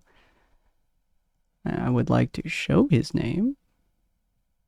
Include. Nope, that didn't work. Okay, it's fine. You got this. Anyway, you keep going. Yeah, so the orc. Yeah, I'll just be like, "Oi, you suck at the whole war thing." Your dad was better than you. Fair enough. Yeah, your dad was, like, way more intimidating. Your dad's cooler than you. You guys should be able to see both those names now. Which I'm actually gonna move I can them. see. Okay, that didn't help at all. That's fine. Anyways, just add them to the initiative order. Oh yeah, I could do that. Duke. I'll put them at the bottom, just because. Okay. So to the orc, you did that. Yeah, it's just like I seriously had to protect you when you're the one with the big sword. You're, like, totally dying there. Oh man, he is just getting Mick fucked here. Yeah. Roll damage, I guess. Yeah, roll that psychic damage. Mm-hmm. No, oops, that's minor illusion. Nope. Yeah. Damn. Wait, did I have to do standard roll or no? Yeah, it's just vicious God, mark it's right there. What? Inside the chat, you can roll that. Like that? And They have Minimum damage. disadvantage on their next attack roll because he needed that. So he doesn't look super he like looks at you for a moment and just kind of looks annoyed. Just kind of like salty. That's the only thing you can really describe his face to be is salty. A single tear rolls down his otherwise dispassionate face. It's just salty at you. Oliver, your turn. Sorry, still checking the description on the spell. Oh, you're fine. Yep, perfect. I'm just going to cast Grease, Oh, okay. totaling up to... No, actually, this area. Mhm. It won't let me draw the square. Gosh darn it. From there all the way to here. Okay. I think if you maybe roll Grease, it'll let you do it. Yeah, first level spell. It literally doesn't do anything. What the? Oh. There you Wait, what? Could do a drawing tool. It says it's a radius, though. Why is it only 2 squares now? That's weird. I'll just put it there, or in that case, actually. As Grease goes down, Yeah, both need to 10-foot make a square dexterity centered on a save. point within range. Both need to make a dexterity save. If they fail, they fall prone. Anytime Oh, they try boy. and move on this surface, they also need to make another save again. Oh, In addition, the entire array of Grease is considered rough terrain. They have half movement speed when traversing across it. Wow. Does that happen since they're standing on it as well? Yes. Okay. I'll roll for both of them then. His dexterity. So this is going to be for Amar. It's going to be a +3. He succeeds. And, or, sorry, that was Ragdoll. Amar has a +5. Because, obviously. Dan Amar Right. succeeds it too. Well, the Grease remains still for... Mhm. How long is this? A long For the time. next 10 turns. Yeah, so both of them don't seem to be super no. phased by it. Rowena, you are now falling a small distance. I believe you're going to be trying to do a grapple check. Specifically on one of my dad's arms. I'm gonna try and grapple it and take the bow. Okie dokie. So a grapple check is going to be... it's He's an gonna attack win. action. And... Okay, well, maybe before that, can I stab him? yeah, you Do can... some quick you can, patricide. Yeah, so when you grapple, it's part of your full attack. So you can do your Okay. attack and a grapple, or a grapple and an attack. And don't forget, you have advantage. Ellie is using the help action. And you have advantage. Yes. I'm trying to remember I'm gonna all terrify everyone with these. my wings. Okay, so So I I'm think gonna stab him with my dagger. So feel free to do the dagger attack. Attack with advantage. The help will be for grappling. Grappling. Okay. No. Okay. Was that with the advantage help? No, that was just to, Oh, to okay. attack. Yeah, so that's I just just- normal attack. So you essentially are falling next to him, and you slam your weapon down. But he essentially hits you right in the elbow, and so your attack goes wild. Yeah, That so you would happened roll with a athletics check with advantage versus his athletics. Oh, this is not gonna be good. He's bigger than me. It's okay. It's okay. It's okay. Is it? No. Is Oof. it really? No. You're about to fall into. So you land on his back, and he elbows your elbow essentially, which causes your dagger arm to go wild, and you latch onto his arm, and he lifts you up, with his arm, drops down to a knee and uses your full momentum to slam his arm down into your chest frame lengthwise, which knocks the entire breath out of you as you are now prone on the ground. He is also kneeling, though. Huh? Would that happen with the shield? Yeah, did you put the shield on the orc, In right? between them two. Oh, yeah. Yeah, between the two. I'm essentially trying to jump on his Yeah. back and like grab his arm. Mhm. Okay. So I'm behind him in a way. Yeah, so the shield would be... That's a rectangle. That's a free hand. There you go. That's white. I don't need white. What you doing to me, man? I don't need white. We're gonna go with that color. Yes. There we go. That's pink. That's worse. Oh. Why am I getting pink? You know what? I'm gonna go with brown. There we go. God damn it. Configure it.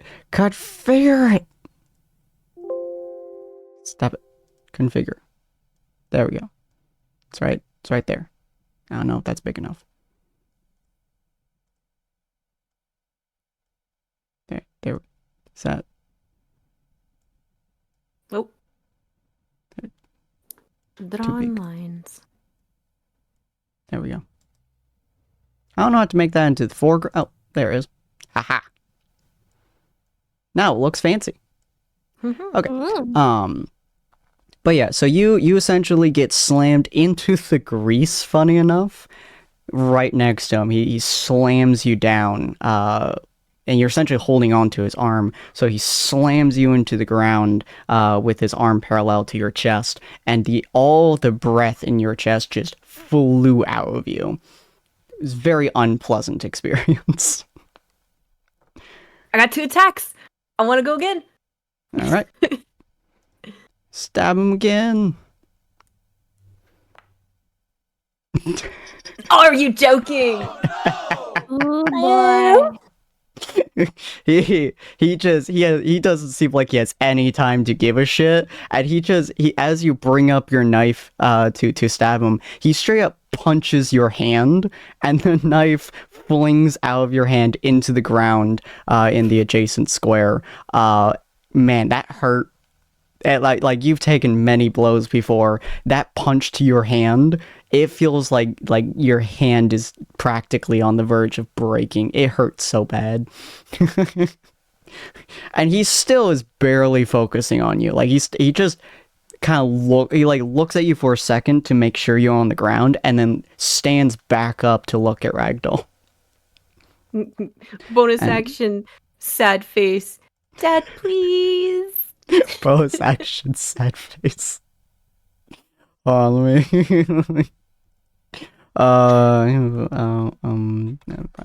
That so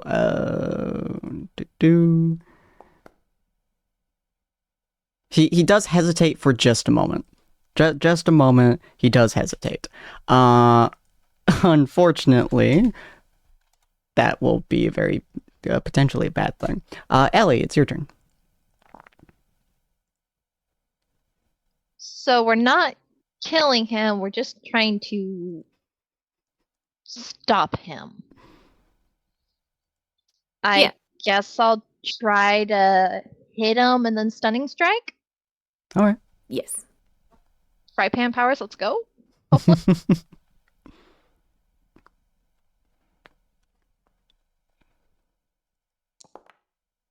That'll hit. Let's go. And That makes me so happy. This is for the 22 years of nope. I forgot what it's called. Abandonment? Neglect. Parental support. He does save on the stunning strike, but yeah, you hit him right in the skull. The sound that comes from your metal fry pan connecting with his head is a crack, and it's not a pleasant one. Yeah, I thought we weren't killing him. I was trying to stop him. Okay. I Yeah, he for a don't think I can do moment, like, anything. his head kind of shakes, and then he just locks eyes with Ragdoll again, and Ragdoll just cracks his knuckles. Don't I have 2 attacks, or is You that should, yeah. You should Yeah, okay. have 2 main attacks, and because you're a monk, you should have your flurry of blows Yeah. as your bonus, So and they're all the trying same again modifiers. to stun him? Yeah. Without killing him? Maybe? Yeah, you can you hit him again, use another key point, and if it hits, you'll use another key point, and he'll save again.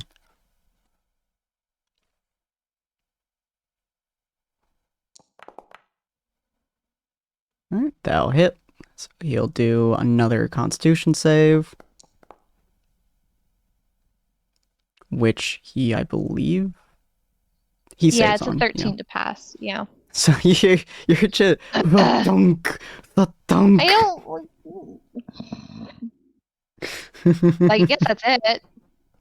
Yeah, you can do your bonus action as well if you'd like, or you can do flurry blows and do 2. Hey, I distracted him a tiny bit. You did, yeah. I don't want to hurt him. I do. You could do your I just don't bonus wanna kill action to him. him again, Does and hurting him then actually stop him? potentially. I don't want to accidentally kill him. If we get him low enough, I can grab the thing from his hands, probably. You're not Right? using a sharp weapon, so you can do non-lethal damage. You could technically do non-lethal with a sharp weapon too, but you can do non-lethal damage. My fry pan's kind of non-lethal. After a few concussion. Look, Head they'll wounds. wake up maybe eventually, maybe. Maybe. So you're welcome to guess him flurry of again, blows. and just keep flurry blows, and if both of them hit, you can do stunning strike on both if you'd like. That's a no. That does not hit. And that does hit. Nice. So you'll do yet another con save with so much more damage in his face. Oh, and he'll succeed that one. Okay. I thought that was a 6 for a second. You see him, you thunk, thunk, thunk, and on your fourth one, I won't say your third one hits, but your fourth one, he swings down, and he grabs your arm as you're, like, hovering in the air, and he essentially twists and turns you, and throws you, not super hard, but throws you into Rowena, essentially bouncing you off of her. Fuck you, sperm donor. Joking. It just thunk thunk. Ragdoll, attempting to take this opportunity of him being distracted, decides to go in for a sweet gut shot. God, you suck. He's the worst. I've never had a villain be this bad at being a villain. God damn. And Amar is going to retaliate. Almost 20. Fuck.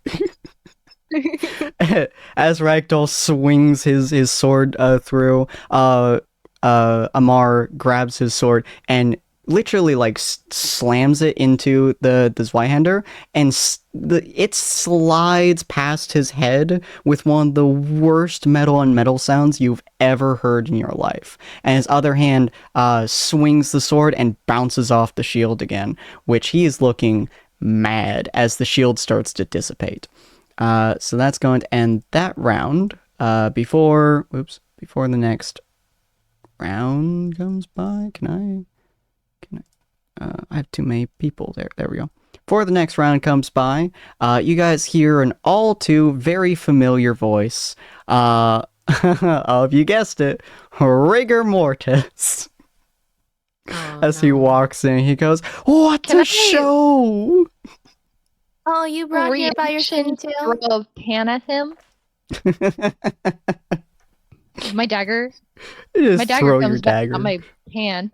You throw the dagger, and it just it flings through the air, and he just casually grabs it, flips off to the side, and it reappears in your hand. Bitch. No. Jackson's dagger is better than that. No. This is Dr. Rigor Mortis. And? He's very good. I've never catching met shit. this person. You haven't, have you? Shit. But the dagger flies through the air. He essentially catches it as it goes towards him, and he just flicks it to the side before it reappears in your hand. He doesn't even throw it into the ground or anything. No, he just casually flings it to the side like it's a piece of trash. He just looks at you, he goes, "Thank you, my dear. I've always wanted to have something thrown at me that wasn't tomato or..." No, it's usually well, I guess... Does flesh count? I suppose flesh does count. Now's not the time. Right, I do apologize, my good lad. Man, it's been a while since I have seen the sun. He literally just pauses there for a second. Avron, your turn. He literally is just staring at the sky. His entire body just went... Huh? That's all he's doing. Okay. Yeah. Alright. I am going to cast Tasha's Hideous Laughter. Ooh, okay. Yeah. How long is that shield going to last? It lasts for 2 turns. So it faded. Oh. Shoot. Okay. You can do it up to 3 times. What's your con? Sorry, 2 times. Actually, no, I do My- proficiency, so you can do it up to 3 times. Okay. Does that take up the whole action? I don't remember what I said, so I'm gonna say bonus action. Because you have a Okay. lot of bonus actions that I like you using. Alright. Okay. I'm gonna recast the shield. Mhm. And then, yeah, on Armar. Because he looks like he's more competent at the hitting thing. And I can't have him messing this up. While I Alright, fair enough. cast Tasha's Hideous Laughter on Rogdwell. Okie dokie. So the weird mirror bronze shield thing pops up in front of Amar this time, which Ragdoll looks confused at for a second, and used Tasha's, which I don't remember its DC. Hold on. Let me see if I can get info. Does that appear? That work? Yeah, you should Okay. be able to click standard roll. Oh.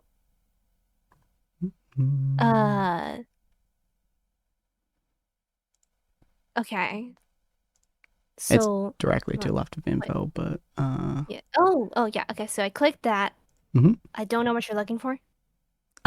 so you'll want to use one of your spell slots for it. Yeah. I guess first I don't know what the difference is with things in this specific instance. This It's a one first level doesn't spell. have a difference per spell level. Essentially, it's just if you have spell slots, you can use it, but you usually just use it at first level. Yeah, first level. Yep. DC 16. Oof. Oh. Ragdoll's gonna have Okay. a hard time. Was that wisdom? I Yep. think I said it was +3. So.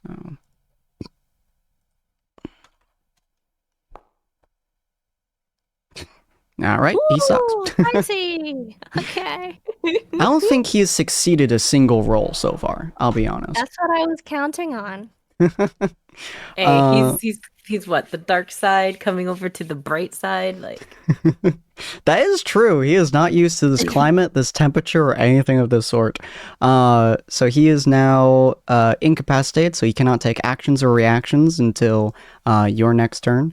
He is also prone on the ground. Any attack roll against him has advantage. The creature has disadvantage for attacking, even if he could. And his only movement can be to crawl, which... Yeah, so he can only crawl. He does, unfortunately, have intelligence above 4.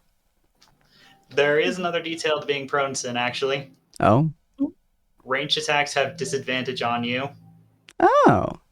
Neat. Oh, that makes sense. Yeah. Okay, good. All right, now I'm gonna rush over to him, and assumingly next turn, but I'm gonna take Mhm. his sword. Okay, yeah, next turn you'll be able to do that. So Oliver, it's your turn. You just watched Averin pretty much make this dude literally fall to the ground laughing his bleeding ass off, which is a weird sight given the context of the situation. And then she's just booking it towards him. Oops.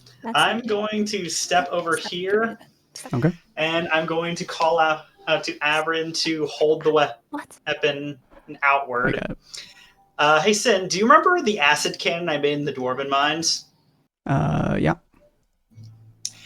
I'm going to hold action for Tasha's Caustic Brew right over the orc's head, and the trigger is going to be when and the bow and the sword are lined up. What? Why does that keep... No. Oh, also You're I'm on adding light the instead of movement. also I'm adding the Alcahest to the Okay. acid tank. Oh boy. Okay. So interesting. Okay, so Tasha's Let caustic me post brew. the Yeah. post the info. Stream acid emanates from you line 30 feet long and 5 feet wide. Okay. They must make dexterity saving throw. Okay, so you're lining up towards him. I'm aiming for the weapons. I'm trying Okay. to line. I'm waiting to fire the shot until the weapons are lined up. Okay, interesting. Okay. So you hold that. Rowena, you can get up using your movement. You're that was a painful hit. It wasn't like, HP down or anything, but you're out of breath essentially. Okay. Also, you just had Oh. Ellie bounce off of your chest as well. Yep. Feathers in the face and everything. I'm gonna.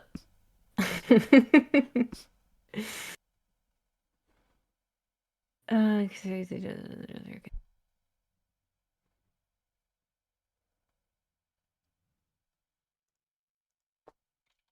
okay.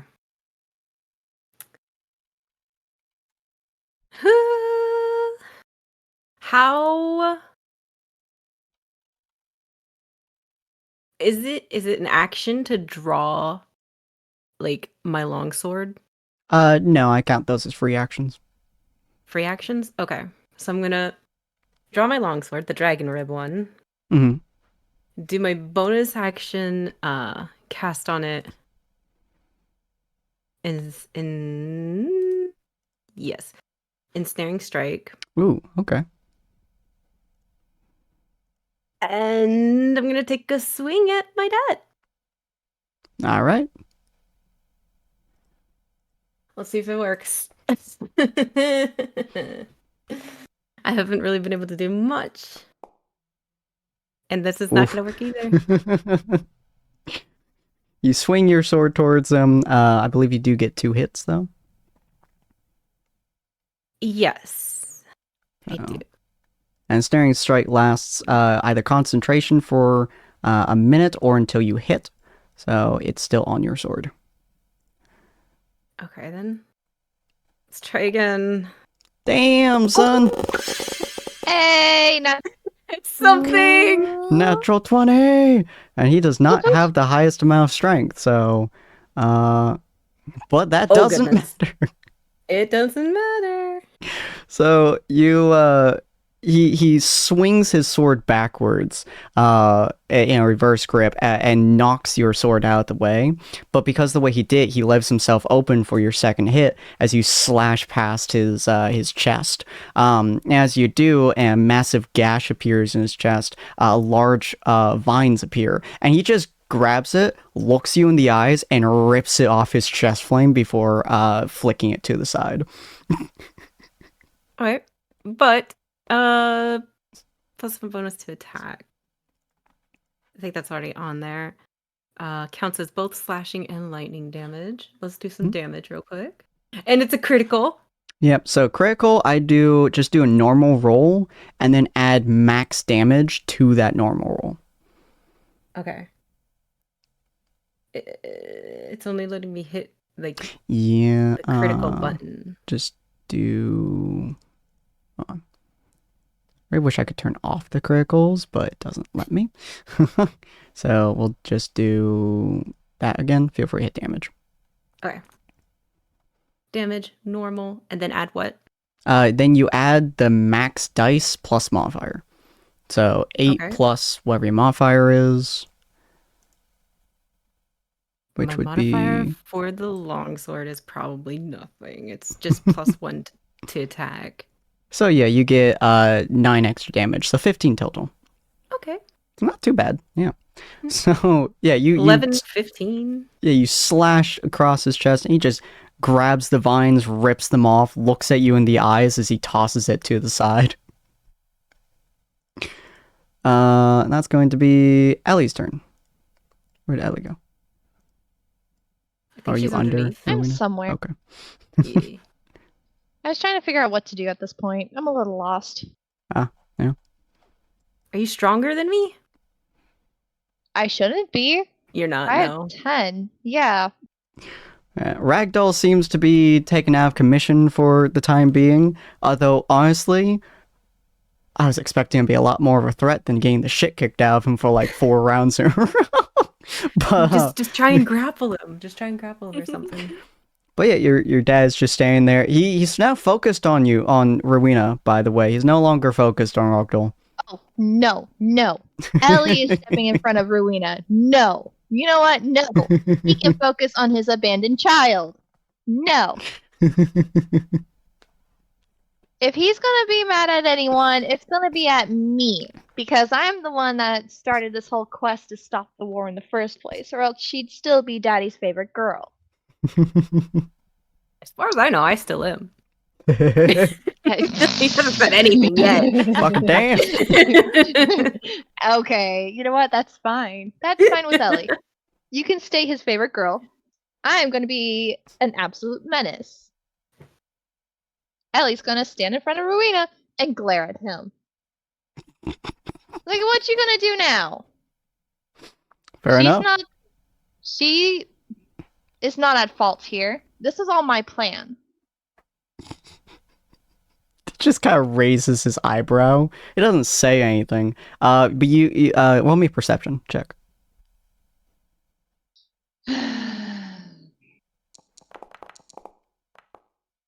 Oh, that work. You do see his circlet glowing brighter now, as he snaps the two ends of his bow together, and a gold wire appears between both ends, turning it back into normal bow. As he just kind of looks at you and he just goes, "Stand down." No. Do you think I listen to you? I have 2 gods I deal with on a day-to-day fucking basis, and you think I'm going to listen to a pathetic full elf that can't even handle his own blood? Last I checked, you abandoned me. Why should I listen to you? Is that your turn, by the way? I kind of want to hit him, You're welcome to. but I'll.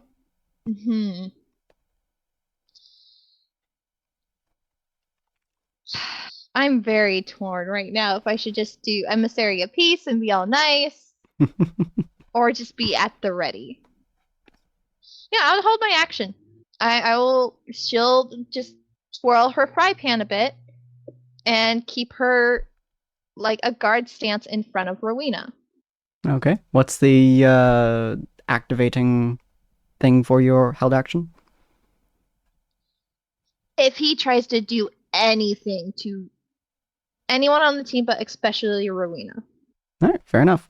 Ragdoll's gonna pass his turn because he's laughing. He then stops laughing, but he's not able to get up.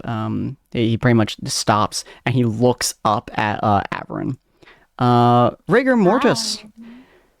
He looks back down at the group after admiring the sky for a second, and he kind of pulls out his sickle, and he just goes, "All four again, met in twine.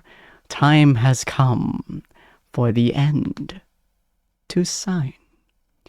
And then it'll be Amar's turn, as he just kind of walks over there. Amar looks at you. Roll your attack. Oh, great.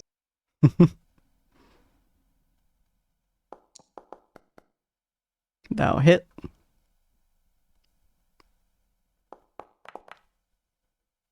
Nice. Okay. Roll me athletics. Athletics? Mm-hmm. God fucking damn. Wow. All right. You succeed that.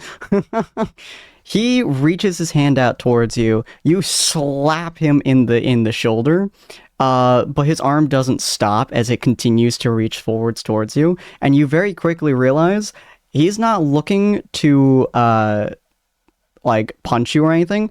Nah, he's looking to lift you off the ground, and you very quickly move your head to the side. As his hand moves past you, Rowena, how close are you to Ellie? It depends on how close she Oh, no. decided to stand in front of me. It's a good question. Probably like a. No, I'm not going to be like up against her. Probably Mhm. like 2 to 3 feet in front of her. Not Okay. like super close, but still close. Cool. So you would be able to see this very easily, Rowena. As she moves her head to the side, he's trying to walk through Ellie as his hand goes for Rowena. Excuse me? No. Yeah, he reaches through where Ellie was, seeming to almost not care that she's in the way. You do have a reaction that you can do, Rowena, as you see this. Essentially, any normal action you would do. You see him walking more or less through Ellie as she hits him very soundly in the side with her frying pan before moving her head out of the way. What would you like to do? Where's his bow? His bow's in his other hand. Supposed to this other hand. Can I Yeah. try to, I guess, dodge around to try and grab it? Okay. Okay. Yeah, so essentially he I'll reaches happily towards take a hit Ellie. for her. He would be holding his left hand, he would be reaching his right hand towards you. So Ellie moves her head to the left, you dodge to the right, you try to grab his bow. Roll me athletics. It's not gonna work, but I gotta do something, man. Alright. You have a +3, he has a +1.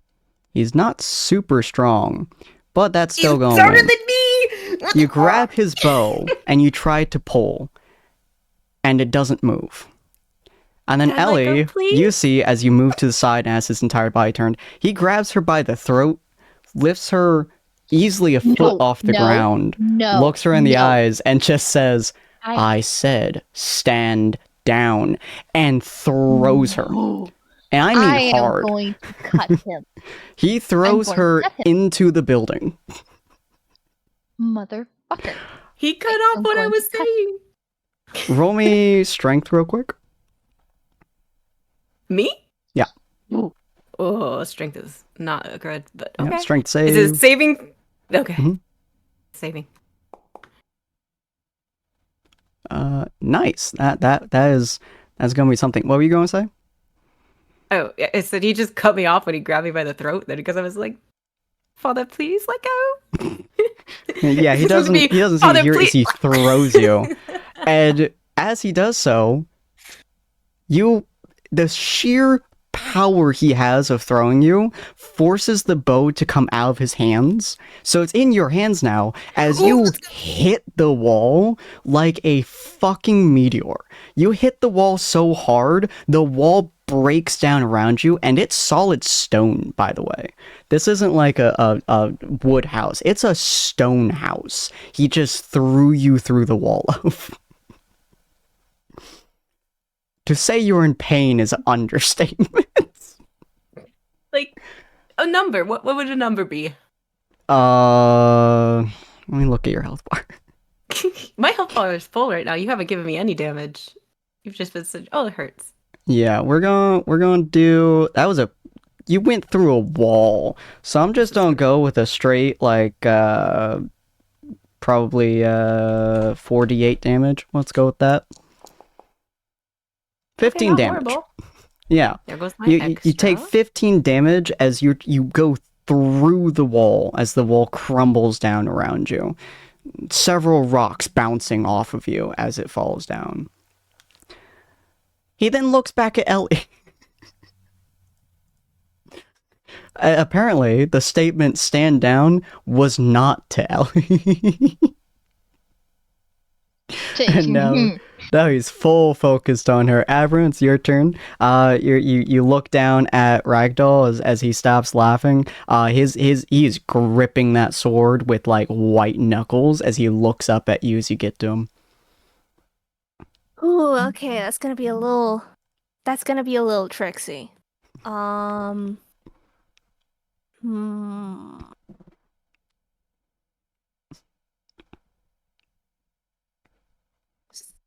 just looking inside. Well, I'm not gonna be able to get that out of his hands because I'm sure his strength is much higher than mine.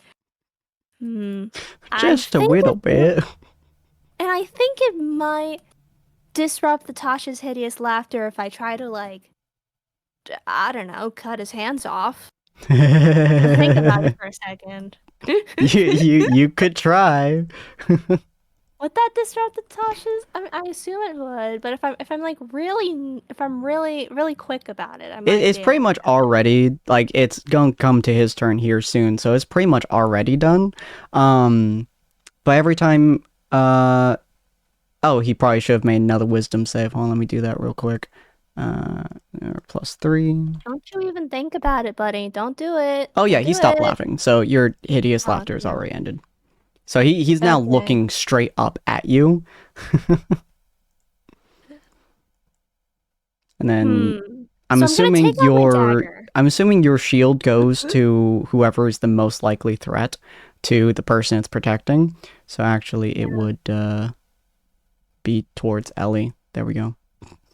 Yeah. And then it'll Okay. fade on his next turn. So I'm gonna take out my dagger. Uh-huh. Okay. How thick would you say his wrists are? Well, take your wrist, right? Yeah. Double the thickness. Okay, I might need my rapier for this one actually. He is large. Dagger's gonna be too slow. Yeah. So he's gripping it with both hands. So if I what direction? Like what kind of directional swipe?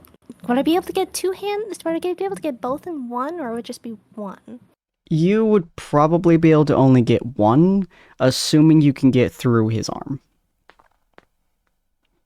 I have to say, that's going to be quite the blade to get through both Yeah. of them. You I'm need pretty a sure lot of one- force. Isn't this the rapier made with like the wasn't it like the special one? You do have dragon bone imbued in your rapier, I believe. Yeah. I think. I believe it does extra lightning damage as well. Yeah, 'cause I don't want this to be a strength roll. Mhm. Yeah, I want this to be dexterity. Okay. My Just like dagger's right one- there. Oh yeah, her dagger's there too. Oh, what kind of How dagger hard is to that? get to it. You could use mage hand and throw at you. It has the poison on it that can paralyze someone. Ooh, paralyzing. That might be good for this. Yes, it would, because he would probably. Yeah, you can essentially use mage hand to lift it in the air and toss it back at you. And you did watch her drop it. Yeah. Okay. So yeah, I'll use mage hand for that. Okay. Okay. That's boop. Mage hand. Yeah. So you can just roll your dagger. It's the same thing basically. And we'll see what happens. That's It's just got the poison on it. Nice. okay. So am I just rolling attack? Yeah, Yeah. just normal attack. Yeah. Normal attack. Ah, come on. So So close you- to the 20. So you swing down towards him, and clearly seeing that you're aiming for his hand instead of his weapon, he moves his body essentially he scoots it along the ground and swings his weapon towards you. As your knife and his weapon connect, your knife is no match for the sheer size and weight of his. So as you connect with it, it moves your knife backwards, and essentially he swings his blade over your head from the positioning of it as your knife moves backwards through the air. Jerk. All right. Yeah. Is that all you want to do, or? We've already casted a thing. I don't know what I have left. Probably not a whole lot, so we'll move on. Oliver, Yeah. it's your turn. You did see that Rowena has now gotten one item. Averin did not manage to get the other item, and Amar is...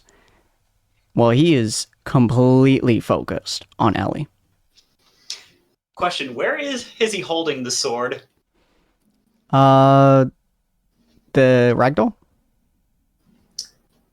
The orc? Yes. He's holding it kind of close to his chest, as he's still on the ground. He will get up in a second, but currently he's kind of like, Can he's I get holding a it clear to shot at it? you do have a clear shot at it. It will probably leak acid all over him. So I had to wait until he actually swings it somewhere. Probably, yeah. Because at the moment, it's pretty much over his chest. Kind of using it to guard himself from Cat. I know this isn't how the action usually works, but can I continue holding the action? Yeah, absolutely. You can use your turn to hold it. Keep holding the action until he lifts, or until he actually tries to move the blade far enough away from him that it wouldn't be a threat to spray. Specifically, if he tries to attack with it. Okie dokie. Averin, get clear! He shouts. Flip. Thanks, Really? man. I knew you were more than just a really useful scapegoat. Rowena, roll me a wisdom save at disadvantage. Oh no. Wisdom save. You better pass this. Oh, it's a disadvantage. You know me and disadvantage. We don't do Hey. good. I don't want to fight you. Get that 20. Nope. Nope, that's a 3 with a +3, so that's a 6. So the entire world goes black for a moment as you just Oh, no. hear connection, desire connection, Fuck. no connection, conquest. And as you open your eyes again, they're completely focused on Ragdoll. And the only thing you want to do, the absolute only desire you have, is to put an arrow through his chest. Okay, yeah. So that's my save for this turn. I get another save later, right? Mhm. Okay. But every fiber of your being wants to embed him in the chest with your bow. It's pretty much the same stats as your bow at the moment, just with something extra. Mostly, you don't need arrows. I don't need arrows, but I wanna hurt him, right? Mm-hmm. The arrows form from the bow, but yeah, you want to kill him. There is Okay. nothing Then I'll in hunter's your mark him. existence, huh? I'll hunter's mark him then. Okay. And then that's one thing I can do. Or is that no, that's a bonus action. Believe Never you're a mind. I'll do hunter? my 2. I think you're a hunter ranger. Yeah. Mm. Okay. Yes, I am. Okay, I don't Okay. remember which one you chose. Oh, you I took did. Colossus I Slayer. mean- Okay. I was gonna say, Colossus So- Slayer? Oh Yeah. no. yeah, if an enemy is injured, you deal bonus damage. Let's go. I'm about to kill someone. Let's see if my stuff lands. Here's an attack. But it's no. ranged, so it's disadvantaged because he's on the ground, right? Yes. Okay. So you'll have disadvantage on both of your attacks. That's a 15. That will hit his AC though. Really? Mm-hmm. That's He's wearing surprising. actually no. Sorry, I was thinking of your father. No, that'll miss. Okay. Attack at disadvantage. That'll hit. Yeah. So that'd be your normal damage plus Hunter's Mark plus Colossus Slayer. Alright. Normal. Hunter's Mark 4. Colossus Slayer. That's a D8. Hold on, let me see something. Hmm.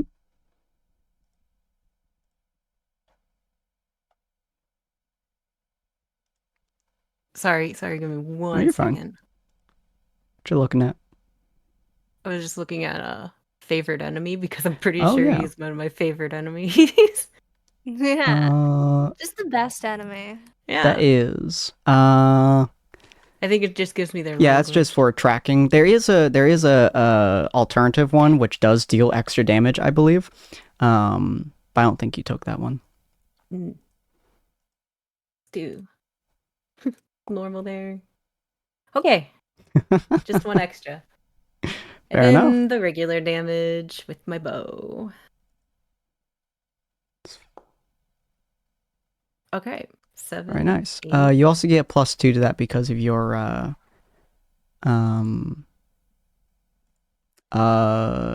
ranger feature, fighting style. Fighting style archery, you gain +2 damage. Oh no, that's just attack rolls. 14. Never mind. So that totals up to 12 damage, it looks like. Yep. Yes, it'd be 12.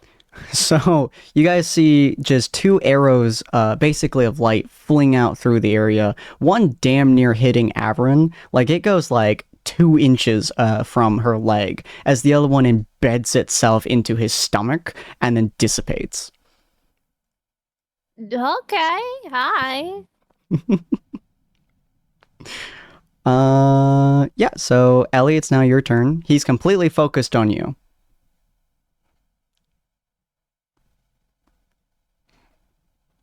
Okay. We got the bow from him now, so I have no idea what to do. You do see the circlet glowing still.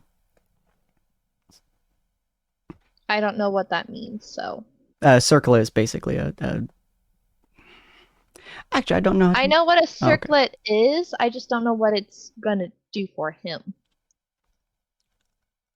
Like, in this context, what is it doing? Oh, you have no idea. Okay. Ellie will look between Oliver and Rowena real quick. It's like, okay, what now?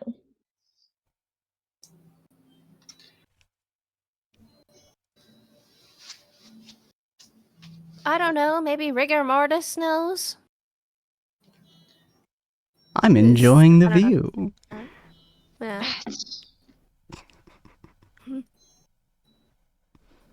Because we got the He- bow from him, and that He was does the make a point. detour over here, by the way. He is now going towards Rowena. What? Who? Rigor Mortis. Oh, I can barely see him. Okay. Yeah, he's a bit hard to see, but it's okay. Ellie is, I guess, going to hold her action in case anything happens. If she moves, she's gonna do an opportunity attack, wouldn't she? Mm-hmm. Alright, so you I want to hold? guess. Yeah. Until he does something, because I don't know if we are still fighting him or not at this point. Because he I doesn't will have say the bow roll anymore. an That was the insight point. check.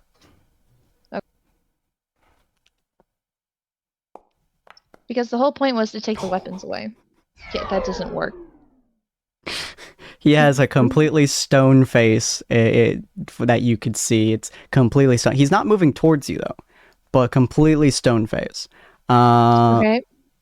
I guess she'll just ask, what are your intentions? Let me...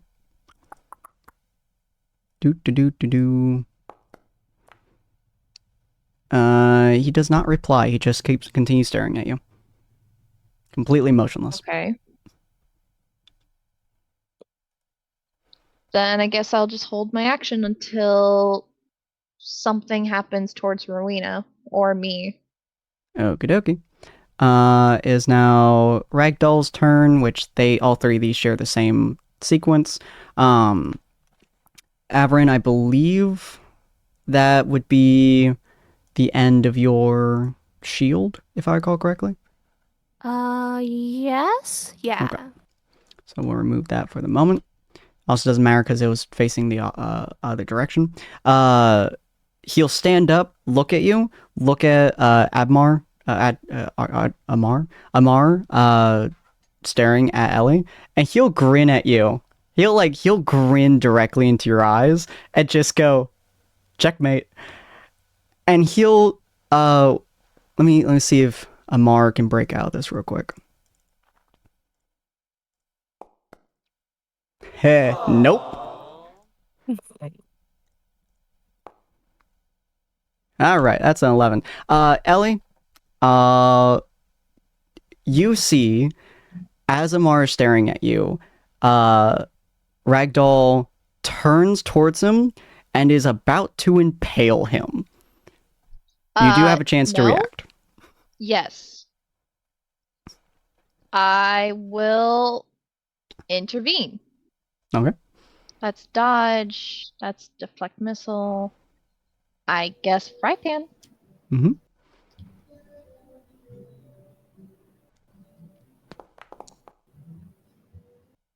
That'll hit. And then I'm assuming he's Stunning Strike in that? Yes. Okay. Oh my god, you cannot save a single fucking roll. God, what is wrong with this man? He has such a perfect opportunity. Jesus Christ. Oh my gosh. Let me just This was in our lament the worst cards. villain I've ever created in my life. He's trying his best. His best is dog shit. Jesus. Yeah, throw away his token and put another one down. God damn. So he turns, he just goes checkmate to Averin, and Averin, you see him literally about to run his entire blade through Amar. And Ellie, you pretty much move, and Amar does not do anything. He's completely still as you slam your fry pan into his face and cause him to like basically see some stars as his body is spinning around. Let me see where his blade goes. As it is spinning around downtown. 1, 2, 3, 4, 5. It is pointed at Oliver. Unfortunately. Is this a projectile shot? No, this is him holding his sword out in front of him, as he like turns towards you. He's completely dazed, but his sword is now pointed directly towards you. So you could shoot acid at him. I think it says up to 30 feet. Let me double check that. As it says 30 feet, you'll go through his stomach. If it says up to 30 feet, Oh in a no, line it's just 30 feet. long. Yeah, so you would go through his stomach if you decide to blast him with acid. But you could move to the side and then do your... Yes, please. Okay. No one's in that line, so you could essentially move there and just blast the shit out. Yeah, I am going to fire the Tasha's Caustic Brew with the Alkahest infusion to it. Very nice. All right. So you slam into it. He looks confused. As the blade, it doesn't melt in front of him. Fucking hell. It doesn't melt in front of him, but it starts to become a weird color. As he's standing there, and very confused, Rigor Mortis continues to walk pretty much all the way towards Rowena. Rowena, reaction. Fire another shot. Oh, at him? Yeah. Okay. At Ragdoll. Oh, by the way, Tasha's Caustic Brew continues to affect it. Ooh, very nice. Normal or disadvantage? Is he standing? I think Normal. I just accidentally rolled. Oh, it's almost a nat 20. The arrow goes I was wide. scared that was gonna hit me. There are a few standing in that way, so roll me a roll me a d20 real quick. A D20. Just a flat. Okay. Oh no! Wait, no! Ooh, that'd be really bad if it hit me. A 12. Okay. Roll me 1, 2, 3, 4. Roll me a 1d4. 1, 2, 3, 4. We got 4. Roll me damage. Gotcha. Who Who did am I the hitting? hit? Oh, Am I I'll about tell to you. lose a god? Because I'll if tell it's you in a second. Ragdoll, then I get extra damage. And then roll your Colossus Slayer. Gotcha. It is not Ragdoll. You missed him. But Oh, okay. you did hit somebody else surrounding him. Aw, don't tell me you hit me. No, she didn't. Colossus Slayer only works Oh, on no. people who have already taken damage. Mm-hmm. So Oh only my one goodness. person No. who's taken damage surrounding him. Oh no. You shoot your arrow, it flies true, Yeah. and for one moment, for just 1 second, you see your dad turn towards you as the arrow sinks Oh. into his heart. Oh no. Healy? Oh no. The arrow dissipates as the circlet on his head fades. It turns into a dark thing. And you hear in your head, connection established, as you now regain full control of yourself. If you have any healing you can do, I think you have at least one, Ellie. You can put some health onto him. Or try to. Yeah. I mean, I have technically 2 because I have Cure Wounds and the Monk one. Okay. So, which Healing Hands? Let's do Healing Hands. Okay. Just an average. We'll do it for 30. Okay. So as the arrow sinks into his chest, you see his eyes kind of change a little bit as he falls to the ground, and you immediately put your hands over his chest and start healing him. Ragdoll, the weapon, also seems to have kind of not quite dissipated. Instead of it breaking apart, it's turning into a mist. And you see Rigor Mortis turn to the side, and he goes, "Oh, ooh, I like it." As the mist starts to move around a little bit, Ollie, do you have any weapons on your person? I have a dagger and a sickle and a light crossbow. Take your pick. Dang. We'll go with dagger. The red mist slowly just basically it's like seeping out of the blade, and it slowly goes to the air before slamming into you, and it slams into your knife. How visible is your knife? That's a really good question, actually. It's basically just an ordinary kitchen knife, but then again, it's also his primary defense. Probably it's strapped to his belt line, I'd imagine. Okay, so you can see as it slams into you, it turns that same blood red color, and all you hear in your head is Warpath. Roll me a wisdom save. Crap, I'm bad at these. You do succeed, though. You hear Warpath Okay. in your head, but that's it. It's in your head, and then it settles, essentially. As Ragdoll, like, drops the weapon, and he looks around, and Rigor Mortis kind of looks over the crowd, and he goes, "Ah, the fight has been won, it seems."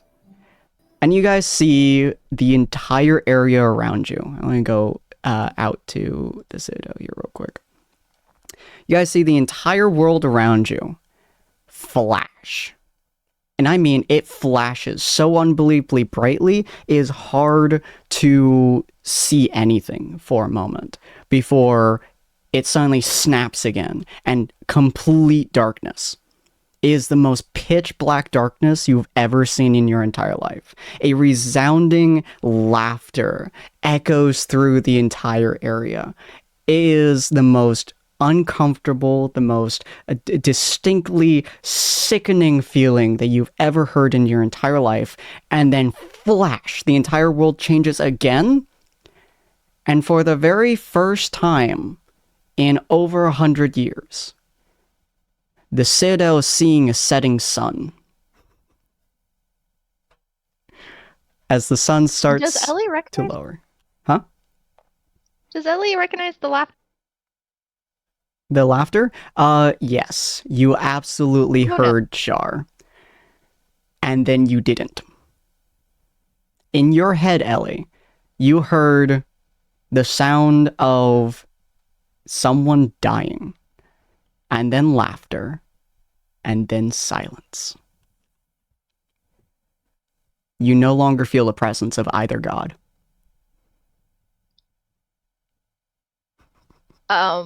Ellie is going to just pause.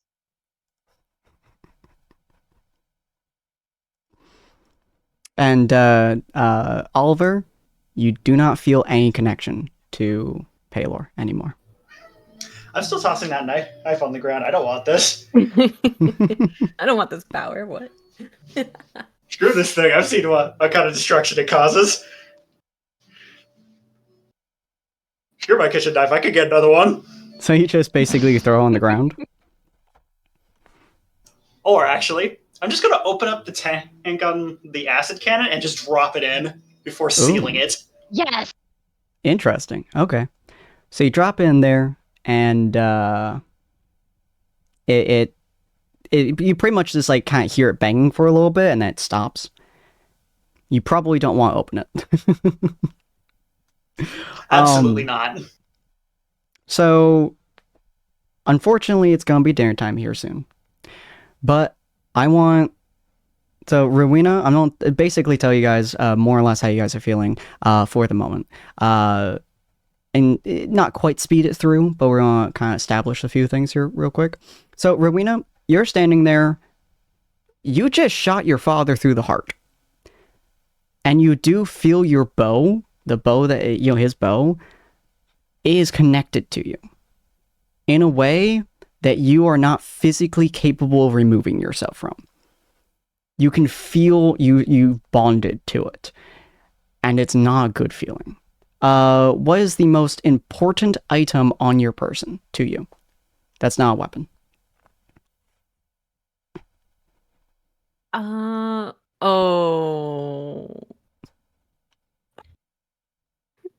This is gonna give away a little bit, but it's Oliver's horn. Aww. Aw. You see, everyone, as they look at you, you see the horn. It glows with the same golden light as the bow does. As the bow once again confirms, connection established, bond created, conquest desired, and then it sleeps. The voice fades. Can I ask real quick, who are you? The voice Again, simply responds with the end, the beginning, the middle. I conquest, I seek, I desire, I establish, I control, I'm freedom. I am conquest. You are conquest.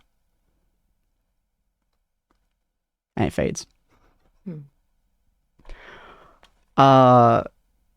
Ellie, you're basically trying to heal your dad, and it is working. And he looks at you. He's practically on death's door, by the way, but he looks at you and he just goes, I'm sorry, and passes the fuck out. She'll pour more healing into him. Let's go another 50.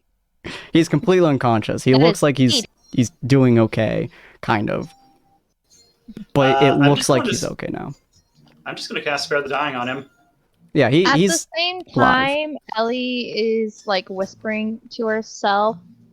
At the same, like she'll say, "It's like, no, you can't die yet. She still needs you, and just live for her, not for me. I'm just it's too quiet. As she's like mentally processing Mhm. how quiet her mind is now for the first time in 22 years. As you do that, you guys hear one last, not quite explosion, but sound above.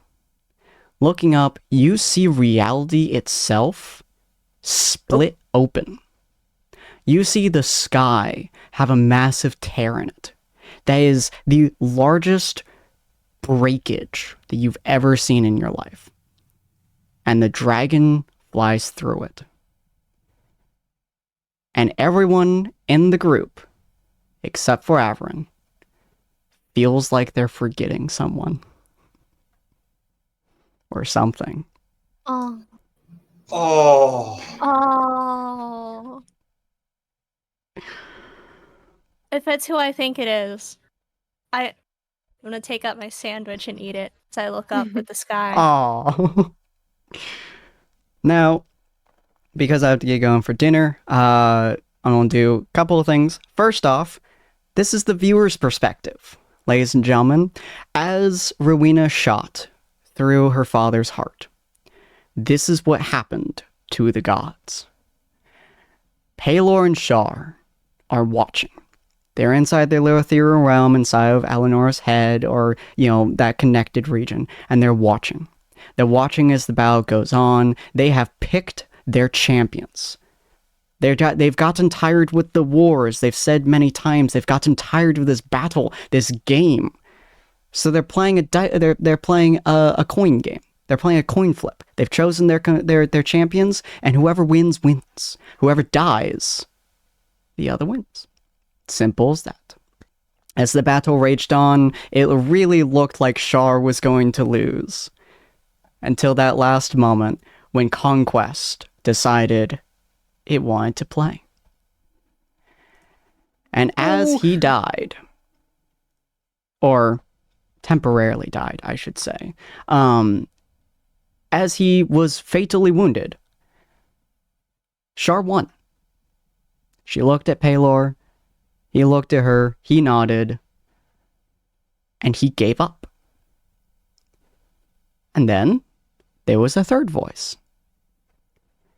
As your old friend, the drunken master, the brewer, the blacksmith, the cleric, the barbarian man, Ezekiel himself, smiles as Pelor willingly gives up his power. And there is a laughter heard. As Shar accepts it, she feels she's won. She has a single moment of vulnerability before she's impaled through the chest, through what would reasonably be considered her heart, by her own blood, as he has a blade soaked with her own blood. And so her power, and Pelor's, flows into Ezekiel as he smiles and he looks at the crowd of nothingness. And he just goes, "To the archives I go. Finally. Let's play a game, shall we?" And the world changes to its 24-hour scene. And as he does that, time goes on. This is what history remembers of your group. Of Bill, nothing. There is no record, no memory, there is no information that has ever existed or will exist of Bill, except in Averin's head. Of Oliver, which of your paths would you like to go down with the information that you have now? Honestly, the initial comment. Actually, screw it. I'm going to go under the story continued. Who's ending? All right.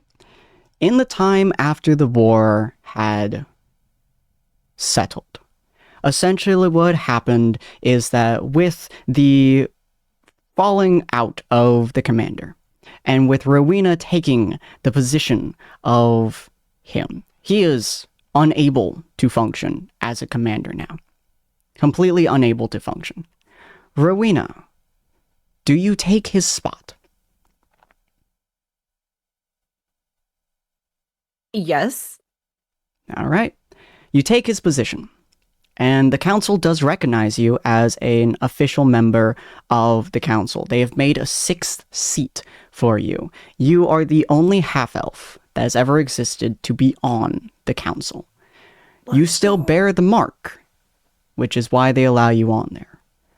However, you are the war strategist. You are the specialist of war. Of conquest, specifically, they named you. As the war dials down, you essentially have decided that it would be a good idea to end the war in a way that is peaceful, rather than one that slaughters, rather than one that uses disease to win. There is a consequence to winning a war, and you've decided that you don't want that consequence. So you yourself have decided to bow down the war.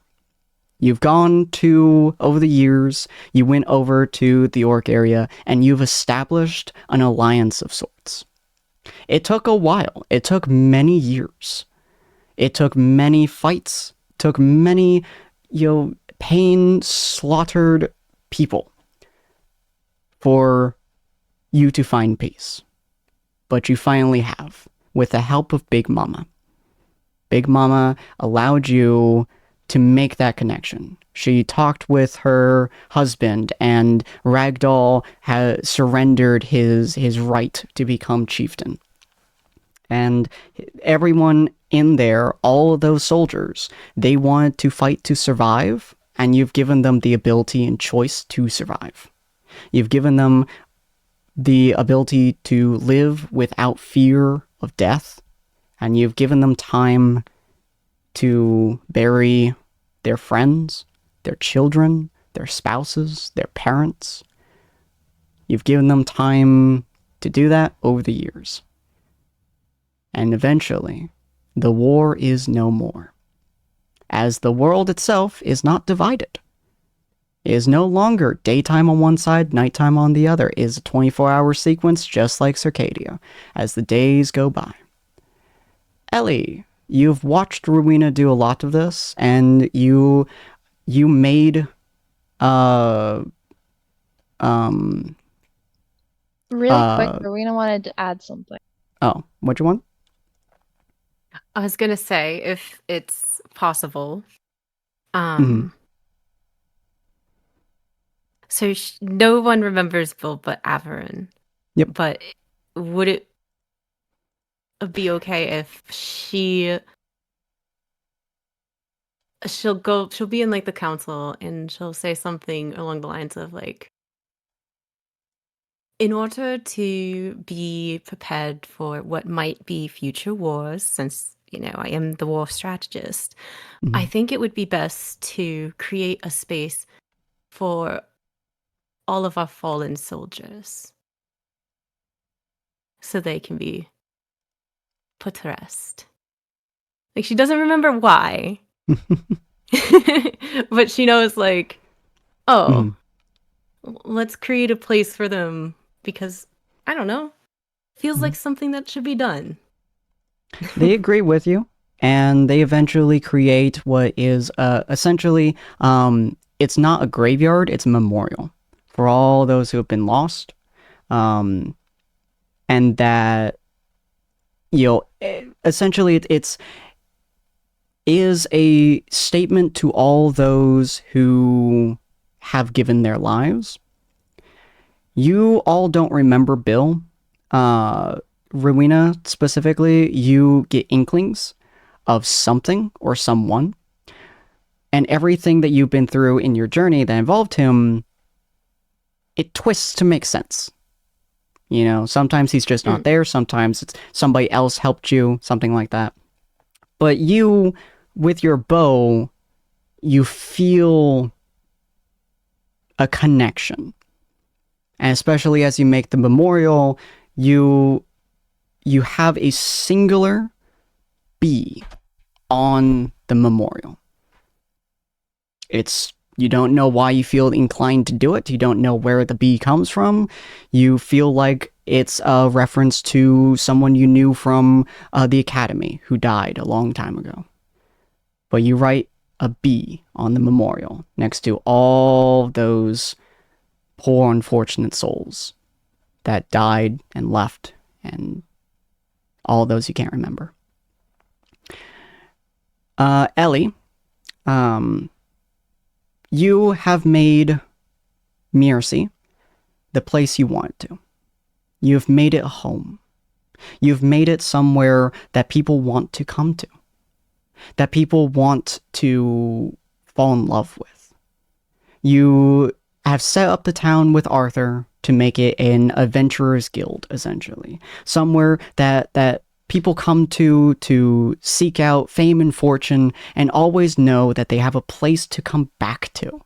It's where they start their journeys. It's where they're trained for their journeys. By Arthur himself, by you, by Jackson. It's where you all are given the opportunity and the chance to make a difference time and time again. And over the years, that's exactly what you do. You build the I believe it was called the Rusty Tavern, I believe we named it. The Rusty Tankard. Rusty Tankard. You build the Rusty Tankard with Jackson. You two spend many, many years together. And as Oliver does his journey, which is the, I'll come back, don't worry, this makes sense. As Oliver does his journey of the story continues, he is essentially going back to his home. He is going back to Silver Pass, where he started, where he made his mark as a healer and as a caretaker, as a medicine person, as an alchemist. He returns back there. The town is practically destroyed to some degree. It is pretty much ruined.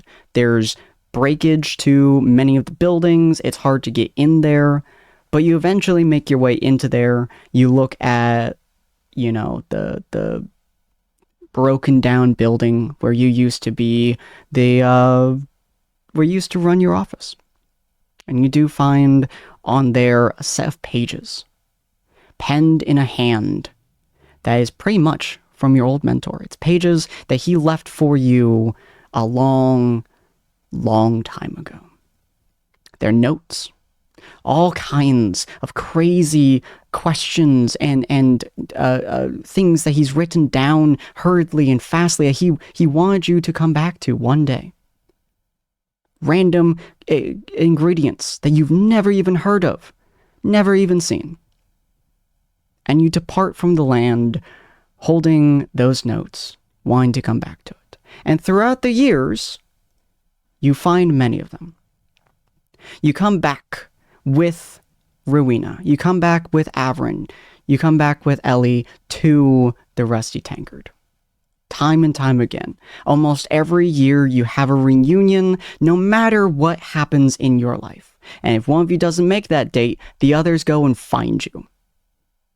No matter what, you all find each other every single year at the Rusty Tankard. You all have seen 100 different things together. You've seen the Citadel rise even greater in glory. You saw the orcs grow in power and strength and command. You've seen the two forge an almost inseparable bond. You've seen Ellie and Jackson get married inside of their tankard. They find a small little red-headed gnome, and they take her in, and her large orcish companion, as he is not very bright, but he seems to have a good heart. And it's just like with Oliver, when you first met him, you give him a chance. And you hope, beyond hope, that he'll continue. As time goes on, and you guys make merry, you make friendships, you associate with one another. Time passes. It does. And slowly but surely, time catches up to all of you. The first one who dies from old age is Oliver. He completes his journey. He completes an untold amount of things. And as always, Averin is right next to him, along with the rest of your group. You guys have met for one last beer, one last drink, one last water, as time goes on. And then, time catches up to Ellie and Rowena. Ellie has gotten old, she's lived her life, she's enjoyed every moment of it. Jackson died 20, 30-something years before that. No, And- Ellie's gonna die with Jackson. Really? Okay. Yeah, she would rather give up her elven heritage to live with him, if that were to come to that point. She'll Okay. go down with Jackson. In that case, the first one who goes would be Oliver, almost immediately followed by Ellie and Jackson. Jackson does not live much longer than Oliver because they have the same basic lifespan. Jackson, he's a strong fellow. He's a very tough fellow, but he is growing old. As Oliver passes on, and many of his techniques are passed on, Jackson slowly follows the same. Ellie is with him on his deathbed, and eventually, Rowena and Averin in the same room say their goodbyes. They laugh, they cheer about the happiest moments.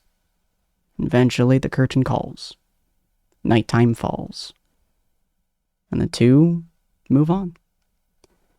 And then, as even more time elapses, Rowena, your time comes too. As the future has caught up to you, time has passed, many of your friends have moved on, you've put their names on the memorials, you've put their graves yourself, and there's only one person who's still with you, and that's Averin. And Averin sits right next to you. As You've had your... that Huh? Averin wouldn't. I don't think she'd still look the same back then. Yeah. I think. Yeah. Yeah, Averin looks identical to how she looked when you first met her. You've already had your farewell party with many of the other people. Pancake died many years ago because of a freak accident, and Braille, he was by your side for most of your journey, but during a skirmish with orcs, he got impaled and just couldn't he just couldn't function. Most of your friends that you've said your farewell to, your parents lived well and happy, and then they died. And you said goodbye, and now Averin is the only one with you, and she sits down next to you, not a day older by the looks of it. And you guys laugh, and you talk. And Averin puts her hand on yours as the time passes, and you slowly get weaker and weaker. And eventually, you pass on. And Averin's the only one left. And as always, and there's a little bit more I have, but as always, if you guys want to know what the characters have done during these points, if you want to know more about their journeys, about the life that Ellie and Jackson built, about Jane, her little gnomish daughter, about Gromish, the orc friend, about Oliver's journeys and travels, about them being inside of Miercy's tavern, about Rowena finding friends and making the world a better place, you can always write fan fiction, and whatever you guys come up with in your head will be infinitely better than anything that I can create in the next 20 minutes.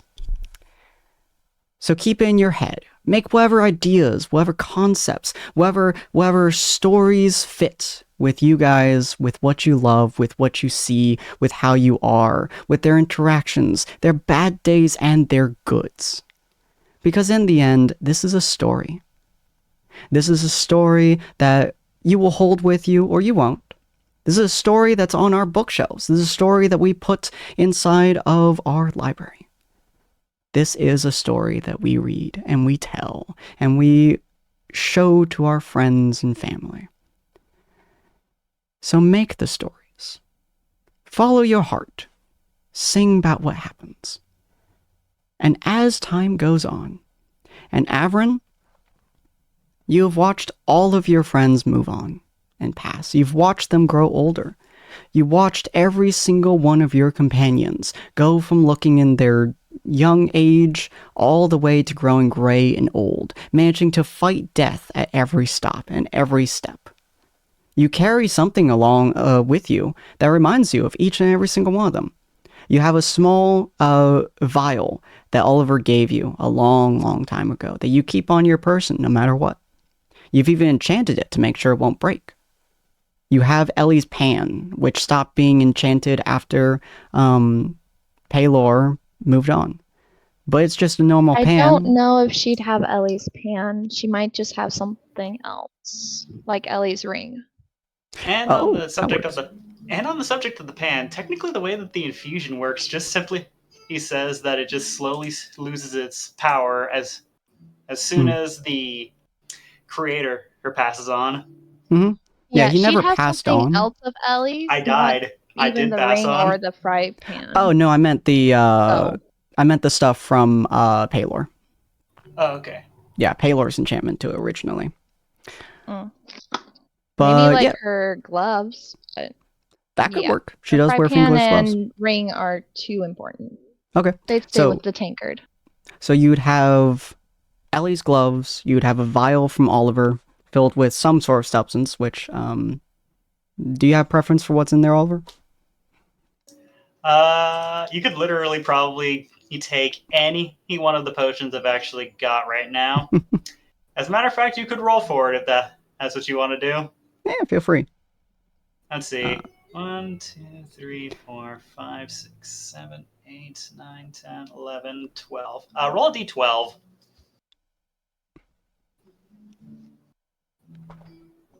Avrin? Oh, wait, what am I doing? Just roll a Roll a d12. d12 to define D12, which okay, potion, yep. which of Oliver's potions you kept. Yeah. There you go. Ooh, very nice. You know, that was originally going to be a flask of oil, but I'm just going to give you an another elixir of resurrection, just simply for the sake of it. Oh, That'll that's so work. poetic. Okay. So you have an elixir potion that's an enchanted vial that will never break. You have Ellie's gloves that you remember seeing on her the very first time you met her. Rowena, what would you have given her on your deathbed?